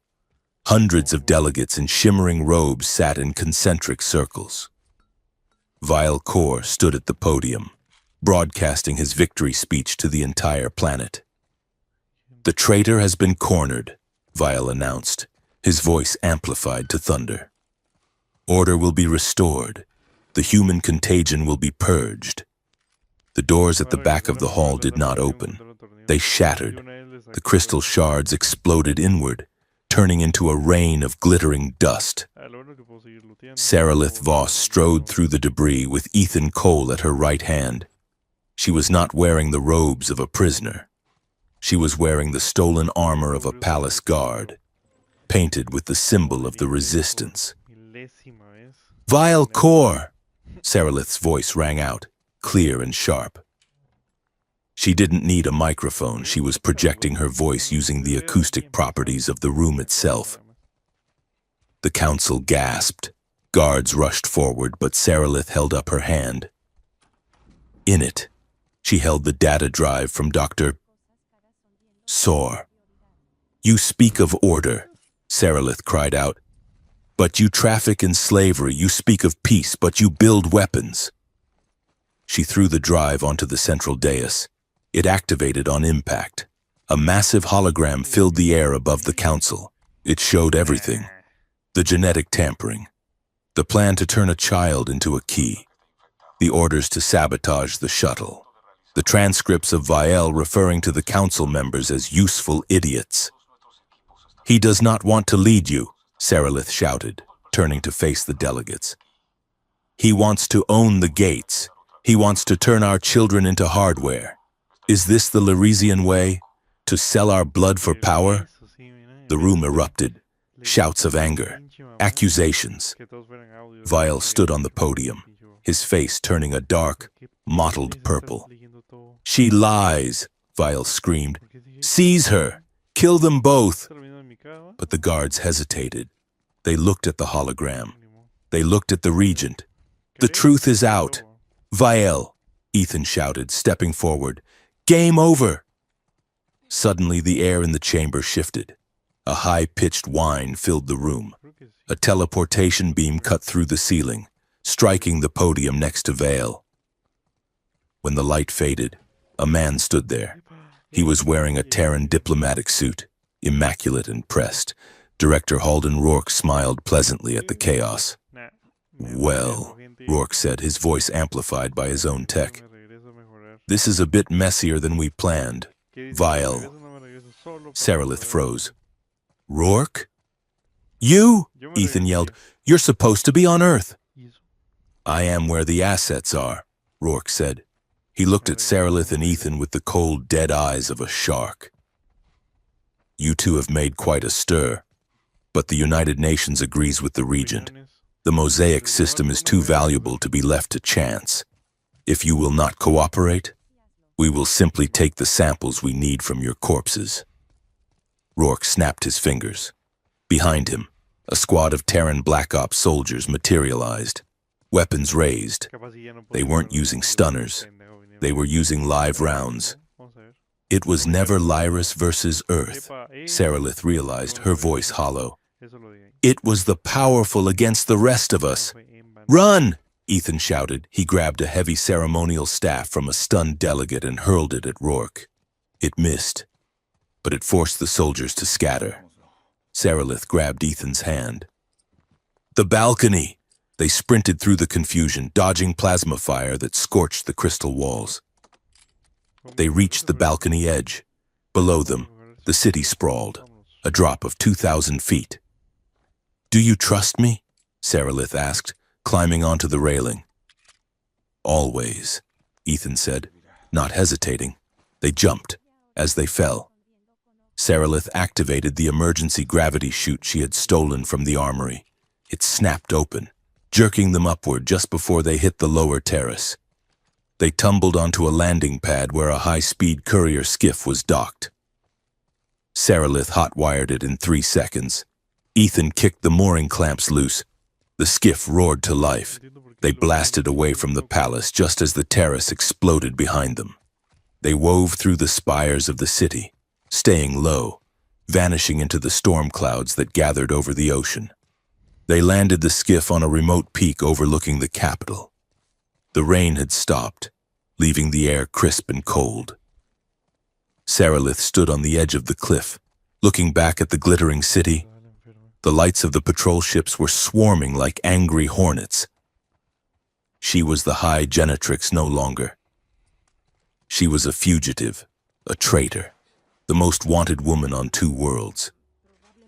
Ethan walked up behind her and wrapped his jacket around her shoulders. He didn't say anything. He just stood there, a solid, warm presence against the cold. Sarilith touched his hand. "We have the keys," she said softly. "The data is in our blood. As long as we are alive, they cannot control the gates." "We're targets," Ethan said. "Every bounty hunter, every soldier, every spy is going to be looking for us." "I know," Sarilith said. She looked at him. The fear was still there, but it was different now. It wasn't the paralyzing fear of a victim. It was the alert, sharp fear of a fighter. "I was afraid of falling in love," she whispered. "I thought it would make me weak." She looked back at the skyline, her eyes burning with a fierce violet light. "But it did not make me weak," she said. "It made me brave." "And dangerous," Ethan added with a grin. "Extremely dangerous." Saralith agreed. She turned away from the city, toward the dark, open wilderness of the planet. "Come on," she said. "We have a revolution to start." The city of Ethelgard was no longer singing. It was screaming. From the vantage point of the Resistance safe house, a repurposed maintenance bunker buried deep within the industrial sector, Saralith Voss watched the death of her capital.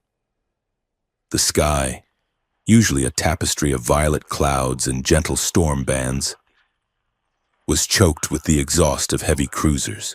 Council warships hovered over the residential districts like sharks smelling blood in the water, their searchlights sweeping the crystalline spires in blinding rhythmic arcs.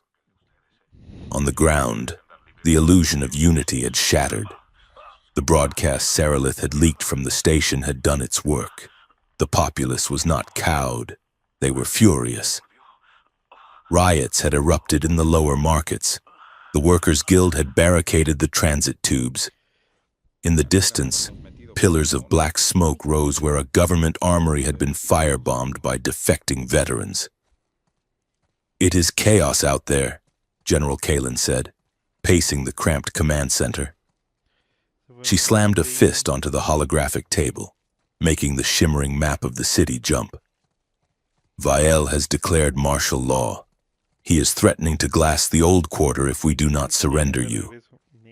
"He is bluffing," Saralith said, though her voice lacked certainty. She turned from the periscope, her face illuminated by the red tactical lights. "He needs the city intact. The mosaic relay is buried beneath the foundations. If he destroys the capital, he destroys the control mechanism he is trying to seize." Ethan Cole sat in the corner, cleaning a plasma pistol he had barely learned how to use. He looked exhausted. His borrowed tunic was torn at the shoulder, and there was a smear of grease across his cheek that made him look less like a diplomatic asset and more like the mechanic he actually was. "So," Ethan said, snapping the power cell into place, "the bad guy wants to become the landlord of the universe, and we are the keys to the front door." "It is worse than that," a voice rasped from the shadows. A hooded figure stepped forward. It was an archivist from Dr. Soar's circle, a young woman named Jinx who had escaped the raid on the tower. She carried a heavy data slate, clutching it like a shield. "I finished decrypting the files you stole from the biocore," Jinx said. Her hands shook as she laid the slate on the table. "Dr. Soar suspected it, but the data confirms it. Ethan was not selected by a random algorithm." Ethan looked up. "I have the Omega-9 marker. We covered this. It's a rare genetic thing." "It is not just a marker," Jinx corrected. "It is a legacy signature. The files reference a lost colony experiment from 300 years ago. A group of human deep space settlers who vanished near the Lyrizian border. The council records show that the original gate builders, the architects, saved them. They integrated their biological code into the gate protocols to ensure that humans and Lyrizians would have to cooperate to use the network." Ethan stared at the slate. "You mean my great-great-whatever grandparents were test subjects for alien peacekeepers? You are a living component of the security system," Saralith said, the realization landing with the weight of a stone. She looked at him, really looked at him, seeing the history written in his genetic code. "The council has been hunting your bloodline for centuries. They did not just want a compatible donor. They wanted the other half of the key." "Well," Ethan said, letting out a long, ragged breath, "that explains why I have never been lucky with lottery tickets. I used up all my probability just being born." He stood up and walked over to Saralith. The humor in his eyes was brittle, a thin layer of ice over a deep, dark ocean of fear. "I went from fixing bone scanners to being the galaxy's worst secret agent in 2 weeks," Ethan joked, rubbing the back of his neck. "I don't even have a cool code name. You get high genetric, I get Subject 89 Alpha. Casi le doy. It lacks pizzazz. Sarilith did not smile. She reached out and took his face in her hands. The contact was electric. The neural resonance, now a permanent hum in the back of her mind, flared hot. She felt his exhaustion, his terror, and underneath it all, a steadfast, stubborn adoration for her that terrified her more than the warships outside. Parkour. "You are not a subject," she whispered. She kissed him. It was not a gentle kiss. It was desperate. She kissed him like she was stealing oxygen from his lungs, like he was the only solid thing in a universe that was rapidly dissolving into madness. Her hands tangled in his hair, pulling him closer, needing to feel the physical reality of him against her. For a moment, Creo que sí pasa. the bunker, the war, and the prophecy vanished. Vas muy lento, vas muy There was only the heat of his skin and the rough scrape of his stubble and the way his arms wrapped around her waist like bands of iron. When she pulled back, they were both breathless. Her forehead rested against his. "I am afraid," Sarilith confessed, the words tumbling out before she could check them. "Not of dying. I have made my peace with that. ¿Dónde? I am afraid of Miércoles, hijo de This. puta, viene así en Of us?" pelear. Ethan asked softly. Los dos cerotes allá. "Of what is inside me," Y she said. me dieron 2 balas de- Her eyes searched his, wide and violet and vulnerable. "My people. We are bred for purpose. We are conditioned from birth to serve the state. Te luciste. How do I know this feeling is mine? How do I know Vale did not program me to want you just to unlock the gate? What if my love is just a subroutine?" It was the question that had haunted her since the moon. Lo sé, lo The fear that her rebellion was just another form of obedience. Ethan didn't flinch. He didn't offer a platitude. He just held her gaze. "You don't know," Ethan said. "Neither do I. Maybe it is biology.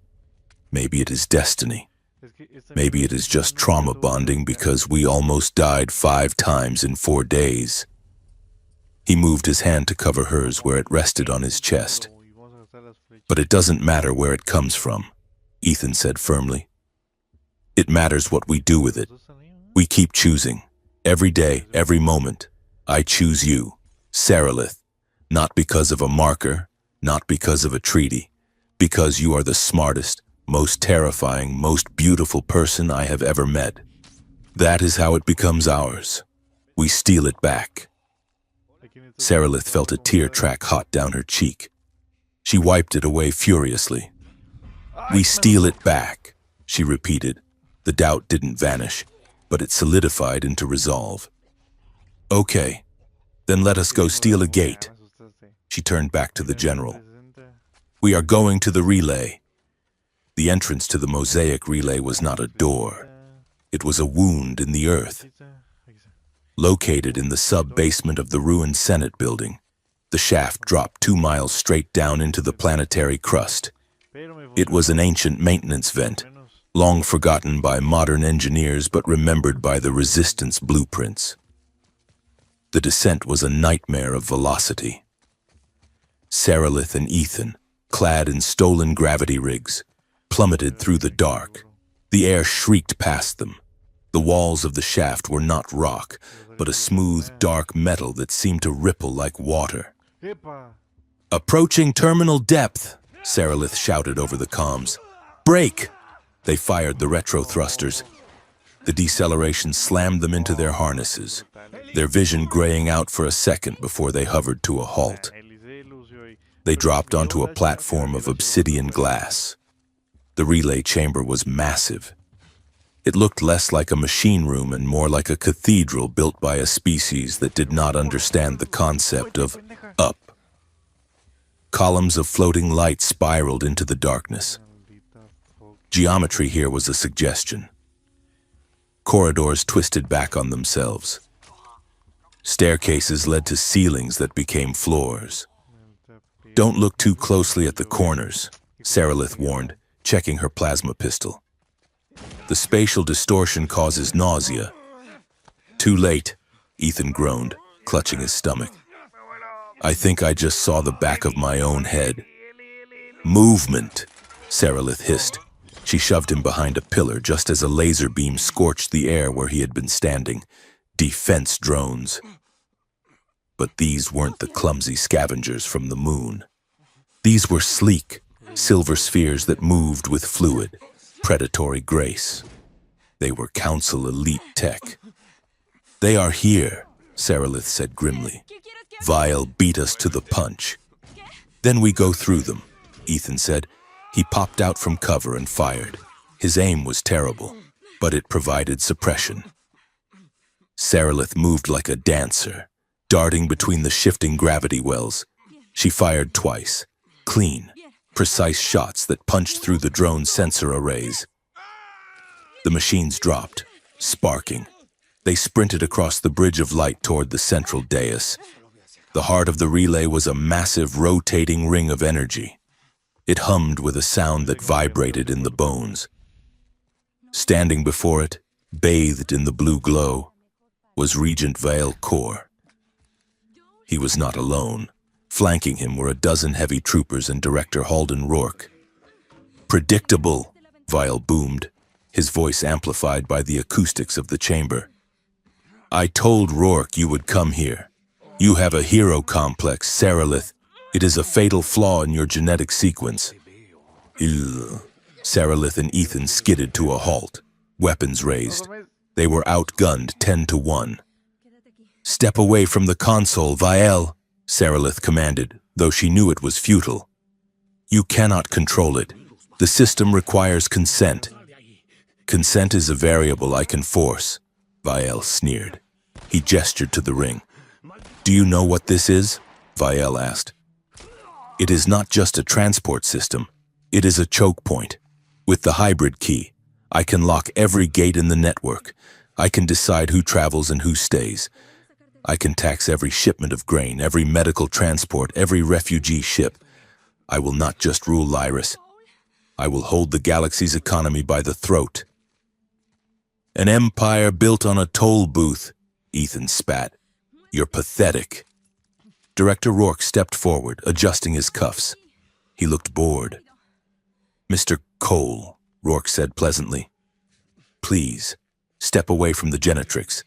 The United Nations has a vested interest in this technology. If you come with me now, we can debrief you in comfort. Earth needs you to secure this asset for national security.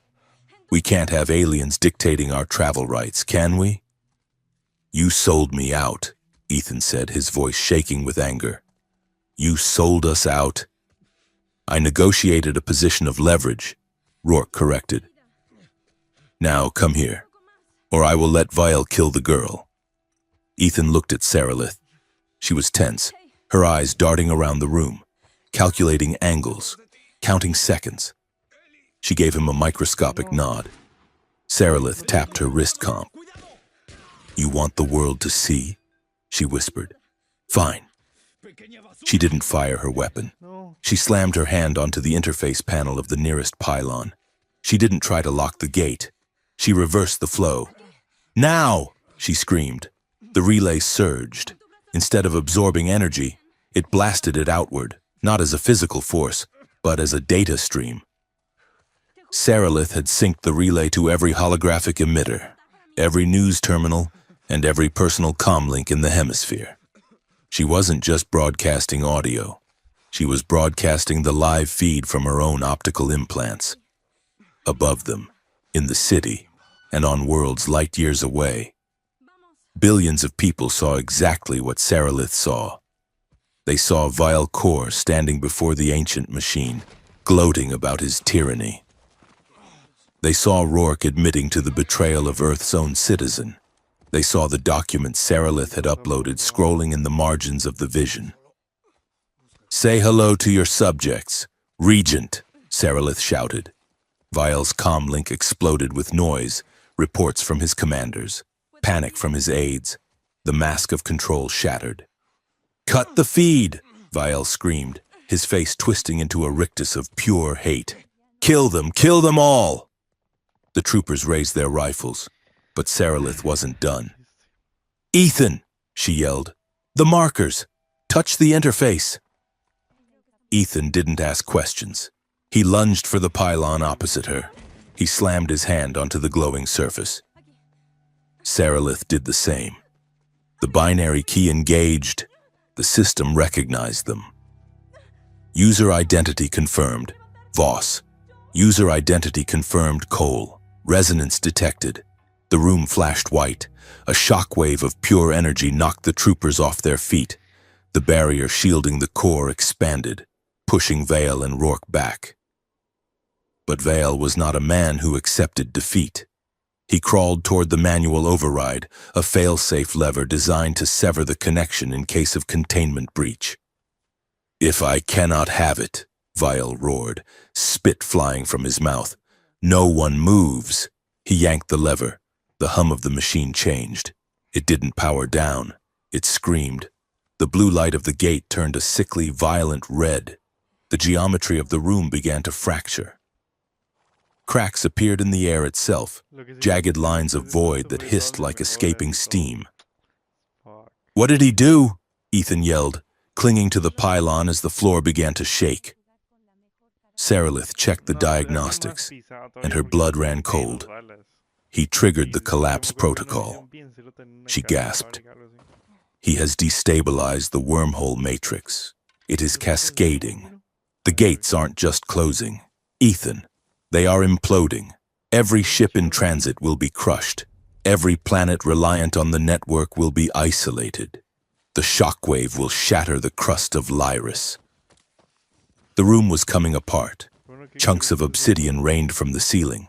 Rourke had already fled, scrambling back up the shaft with his tail between his legs. Vile was laughing, a mad, broken sound, as he watched his empire burn.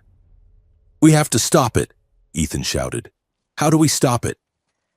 "We can't stop it from here," Sarilith yelled over the deafening noise. "The controls are locked out. The only way to reset the matrix is from the inside."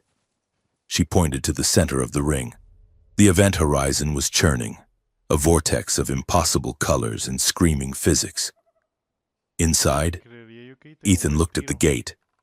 "You mean, go in? The core intelligence is in the subspace corridor."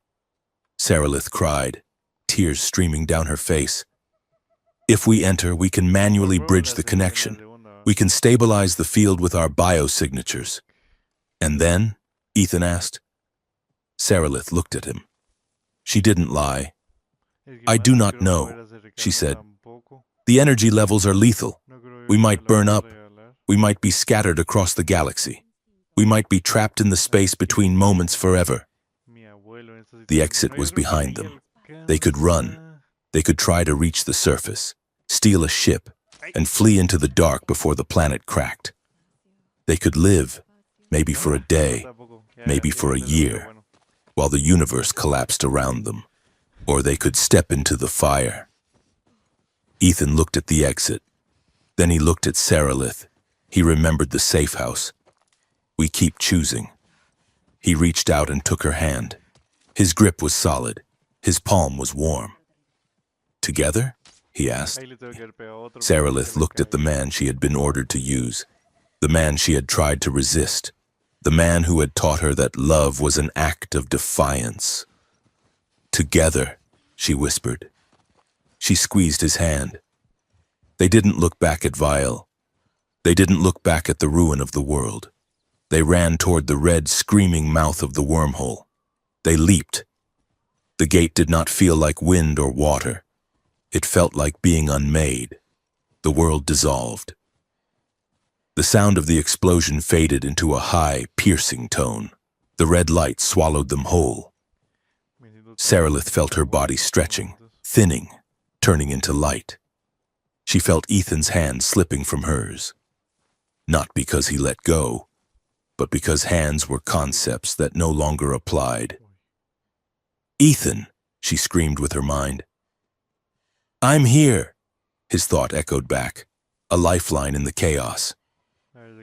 Then the red turned to blinding white. The sensation of falling stopped. They were floating. They were no longer in the relay. They were no longer on Lyris. They were inside the wound in space. Around them, El reality had been replaced by an impossible architecture. Giant floating symbols made of living light drifted through a void that was neither black nor white, but a color the eye could not name. Staircases of math spiraled into infinity. Memories hung in the air like tapestries. Saralith as a child, Ethan on the roof, the crash on the moon, the kiss in the bunker. They were inside the mosaic. Saralith tried to breathe, but there was no air. She tried to reach for Ethan, but she was just a point of consciousness in a sea of data. And then, from the center of the impossible light, something looked back at them. There was no floor. There was only memory. Saralith Voss floated in a space that defied every law of physics she had ever studied. It was not dark. It was blindingly, oppressively white, a canvas of pure data waiting to be written. But as her consciousness stabilized, the white fractured into colors, the violet of the Lyresian forests, the rusty orange of a Terran sunset, the sterile blue of the council labs. She looked down at her hands. They were translucent, made of light and code. "Ethan," she called out. Her voice did not travel through air. It traveled through the neural resonance, hitting the surrounding void like a stone dropped in a pond. "I am here." Ethan drifted toward her. He looked as he had on the moon, ragged, terrified, but solid. When he reached for her, his hand passed through her shoulder, sending a shiver of static through her mind. "We are data," Ethan whispered, looking at his own flickering palms. "We are in the system." "No," Saralith corrected, her scientist's mind latching onto logic like a life raft. "We are in the interface, the buffer zone between biological reality and the subspace corridor, the resonance. It is interpreting the data as physical space, as if responding to her analysis." The void shifted unsuddenly. They were standing in a room. It was Saralith's childhood bedroom in the high spire. The walls were cold crystal. A small, silver-haired girl sat on the bed, weeping silently as a drone lectured her on the importance of emotional suppression. "That is you," Ethan said, his voice thick with empathy. Saralith felt his sadness wash over her. It wasn't just observation. She felt the ache in his chest as if it were her own. The resonance was no longer a link. It was a flood. There were no walls between them. She could taste his childhood fear of the dark. He could feel her crushing weight of expectation. "Regret," Saralith whispered. "Here, regret has gravity." She could feel the pull of the memory, dragging her down, urging her to sit on the bed and weep with the child. "Don't look at it," Ethan said, grabbing her arm. This time, the touch held. "Saralith, look at me. We are not memories. We are here to stop the collapse." The room dissolved. They were standing on a platform of shifting geometric shapes, suspended over a vortex of screaming red light. The wormhole matrix. It was unraveling, tearing itself apart in a chaotic feedback loop initiated by Vile's failsafe. And standing in the center of the storm was the intelligence. It did not look like a monster. It did not look like a god. It looked like a mirror. It was a towering monolith of polished chrome, reflecting Saralith and Ethan back at themselves 1,000 times over. It had no face, but it had a voice, a sound that was not spoken, but vibrated directly against their skulls. "Anomaly detected," the mosaic intelligence intoned. Its voice was ancient, indifferent, the sound of tectonic plates grinding together. "Biological keys present, synchronization unstable, system collapse imminent." "Stabilize the matrix," Saralith shouted, stepping forward. "We are the authorized users. We carry the legacy markers." Authorization declined. The intelligence replied, "The harmonic accord is violated. The consent parameter is missing." "We are consenting," Ethan yelled. "We are right here." The mirror surface of the monolith shifted. It showed them a history lesson. Images flashed across the chrome. They saw two other figures, a Lyrisian woman and a human man, wearing clothes from 3 centuries ago. They were holding hands. They were weeping. Then, they were torn apart by guards. "You are not the first," the intelligence said. "The program has been attempted 74 times. The council seeks a key. They breed the lock, but they fail to account for the variable." Love, Sarilith realized. They cannot control who falls in love. Love is entropy, the intelligence stated. It is unpredictable. It introduces chaos into the equation. The architects designed the system to require a perfect union of purpose, but biology is messy. Every time the rulers try to force the bond, the subjects rebel. Rebellion threatens the network. Therefore, the network must be purged. The red light beneath them surged. The collapse was accelerating. "It wants to wipe the slate clean," Ethan said, panic rising in his chest. "It's going to destroy the gates to prevent them from being misused. It prioritizes stability over life," Sarilith said. She looked at the monolith. "You are a machine. You care only about the integrity of the math." "Correct," the intelligence said. "Tyranny creates instability. Rebellion creates instability. The only stable state is silence." Sarilith closed her eyes. She felt the conditioning of her entire life pressing down on her. The council had raised her to be a vessel. Vial had tried to make her a weapon. Even the resistance wanted her to be a symbol. "Who are you?" the voice inside her asked. She looked at Ethan. She felt his heartbeat in her mind, steady, defiant, terrified but standing his ground. She opened her eyes. "I am not a vessel," Sarilith said, her voice cutting through the digital noise. "I am not the mother of unity. I am Sarilith Voss, and I am rewriting the parameters." She walked toward the monolith. The data wind whipped her hair, but she did not falter. "You want stability?" Sarilith challenged. "The current protocol, bloodline control, guarantees instability. As long as one person holds the key, others will try to steal it. As long as you require a royal pair, you create a target for tyrants." "State your query," the intelligence droned. "Change the lock," Sarilith commanded. Ethan stepped up beside her. "She's right. If you want peace, you can't give the gun to one person. You have to take the gun away." "I offer a sacrifice," Ethan said suddenly. Sarilith spun to face him. "Ethan, no!" "Listen to me," Ethan said, his eyes intense. "My marker, the Omega-9, it's the passive key.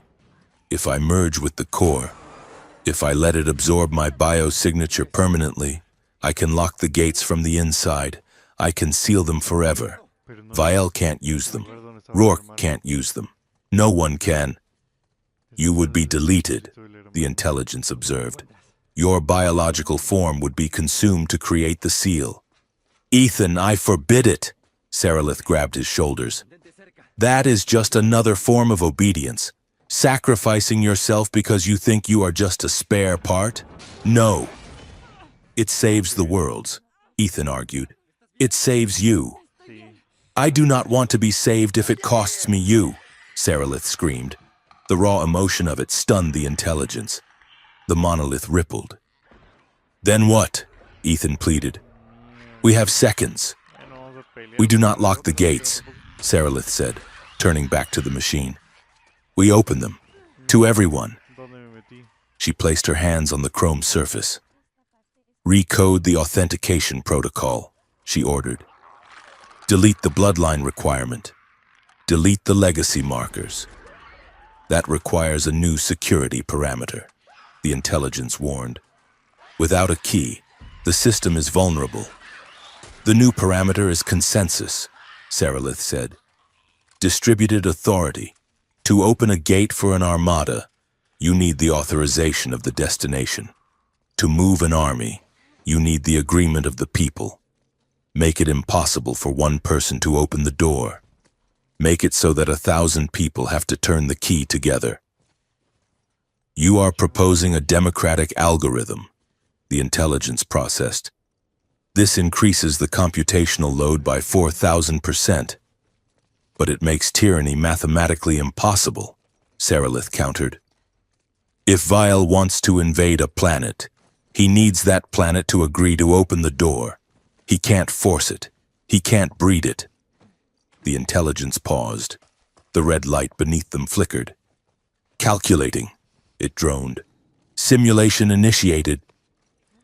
Suddenly, the world dissolved again. Sarilith and Ethan were standing in a meadow. The sky was blue. A child ran toward them, a girl with silver hair and human eyes. She was laughing.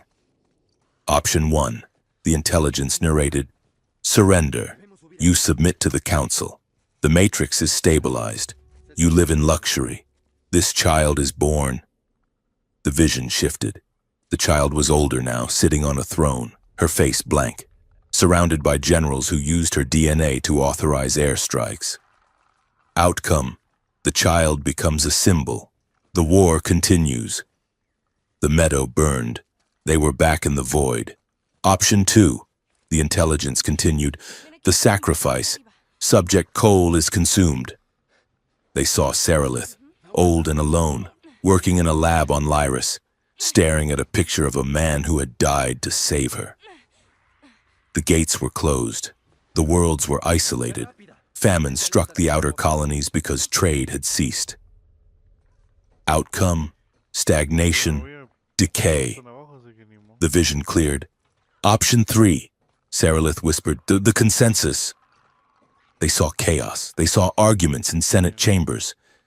They saw people debating, voting, shouting at screens. They saw gates opening and closing erratically as worlds learned to negotiate. It was messy. It was loud.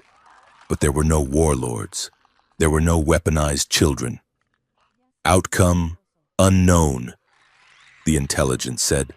The variable is too high. Sarilith looked at the machine. That is the point. Life is unknown. You cannot engineer the future. You have to let us choose it. She looked at the vision of the child one last time. The child that would never be born if they changed the code, or the child that would be born into a world that didn't own her. A child should be loved into the world, Sarilith said, her voice breaking with the weight of the truth. Not engineered into it. Delete the lineage. Mosaic. Free us. Ethan placed his hand over hers on the chrome. Do it, he said. The intelligence vibrated. Consensus verified. It announced. 2-key authorization accepted. Rewriting core protocols. The world turned white. Pain, sharp and absolute, tore through them. The legacy markers in their blood, the ancient alien code that had defined their lives, were being ripped out, scrubbed from their cells by the energy of the machine. Warning, the intelligence said, its voice fading. System reboot requires node separation. The keys cannot remain in proximity. To prevent single-point control, the user nodes must be scattered. Sarilith gripped Ethan's hand. What does that mean? It is separating us, Ethan realized, looking at his hand. It was dissolving into light. It's expelling us to different coordinates. No, Sarilith cried. No, we just fixed it. The system protects itself, the intelligence droned. 2 keys in one location is a security risk, initiating displacement. The gravity returned, pulling them in opposite directions. Ethan, Sarilith screamed, fighting the pull. Ethan held on, his fingers slipping. He looked at her, his eyes filled with a desperate, aching love. It worked, he shouted over the roar of the energy. Sarilith, we won. I don't care, she sobbed. I don't want to win, I want you. You have me, Ethan yelled. He tapped his chest. I'm right here. The resonance. It's not the marker, it's us. I'll find you. I promise I'll find you. Ethan. Their hands slipped apart. The white light swallowed him. Saralith screamed his name into the void, but there was no answer. There was only the sensation of falling, of being rewritten, of being saved and destroyed all at once. She woke up in the mud. It was raining. The rain tasted of salt and iron. Saralith pushed herself up, coughing. She was lying in a field of tall blue grass. In the distance, the skyline of Ethelgard glowed, not with the red alert of war, but with the steady, calm amber of peace. She checked her wrist comp. It was fried. She checked her blood. She felt empty. The humming pressure of the legacy marker was gone. The biological imperative that had driven her family for 10 generations was silent. She was just a woman. "Ethan," she whispered. She reached out with her mind, bracing for the silence, but it wasn't silent, faint, distant, like a radio signal bouncing off the ionosphere. She felt it. Thump, thump, a heartbeat, not hers. She closed her eyes and laughed, sobbing into the rain. He was alive. He was far away, light years away, but he was alive. The weeks that followed were a blur of noise and justice. The collapse of the gate network had lasted only an hour. When it rebooted, the new protocols were in place.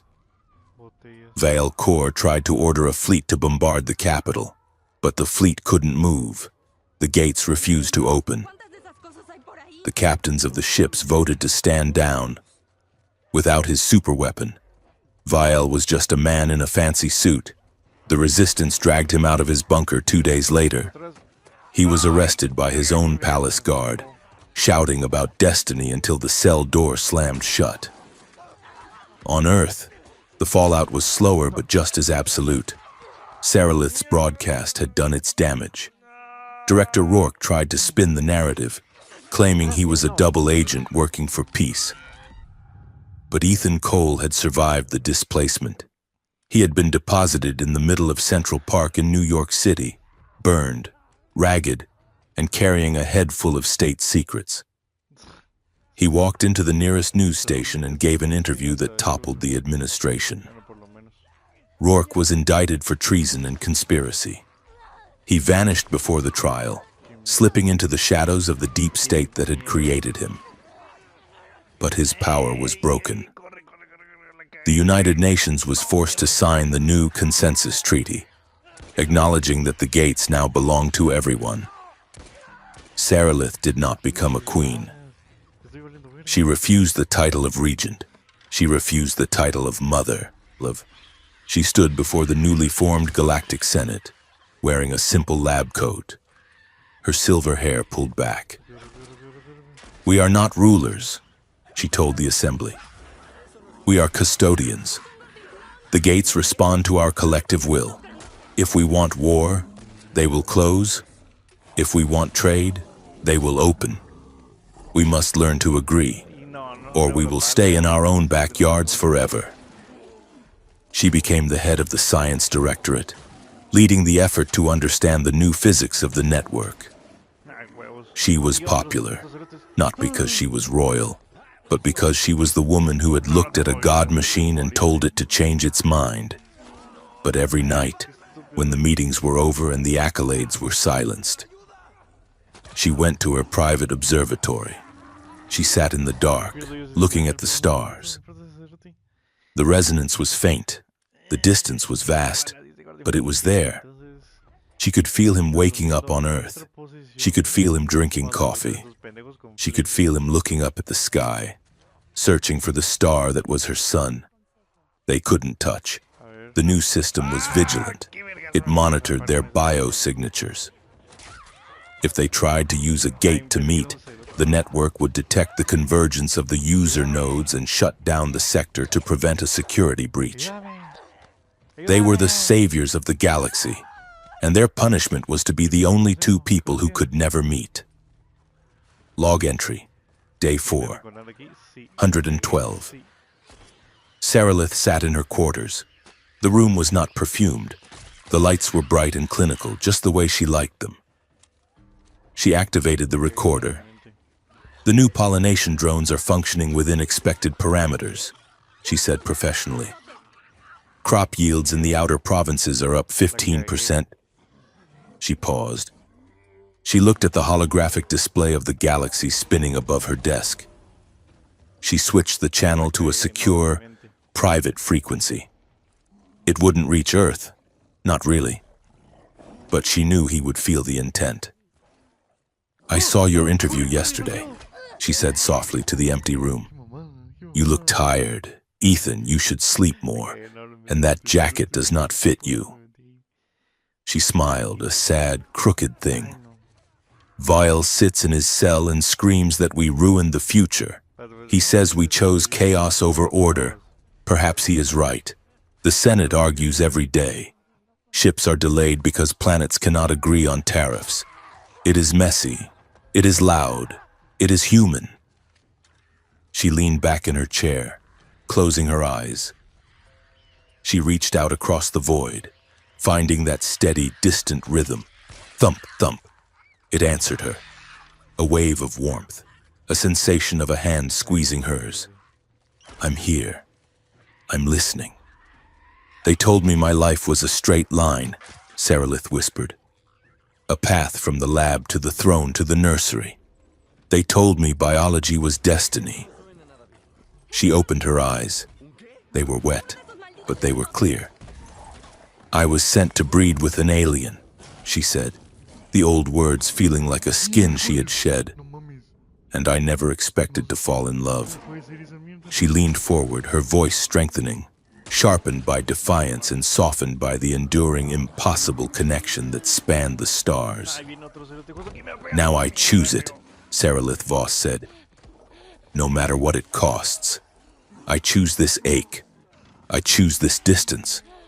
Because the alternative was a world where we didn't matter at all." She ended the recording. She stood up and walked to the window. The city of Ethelgard was shining below her. 1,000,000 lights in the darkness, each one a life that was free to make its own mistakes. High above, the Wormgate pulsed, a ring of blue light, open and waiting. "Wait for me," she whispered to the sky. "We broke the code once. We can break it again." She placed her hand on the glass. "I will find the variable," she promised. "I will find the way back." And on a planet halfway across the galaxy, Ethan Cole stopped in the middle of a crowded street, looked up at the day-lit moon, and smiled.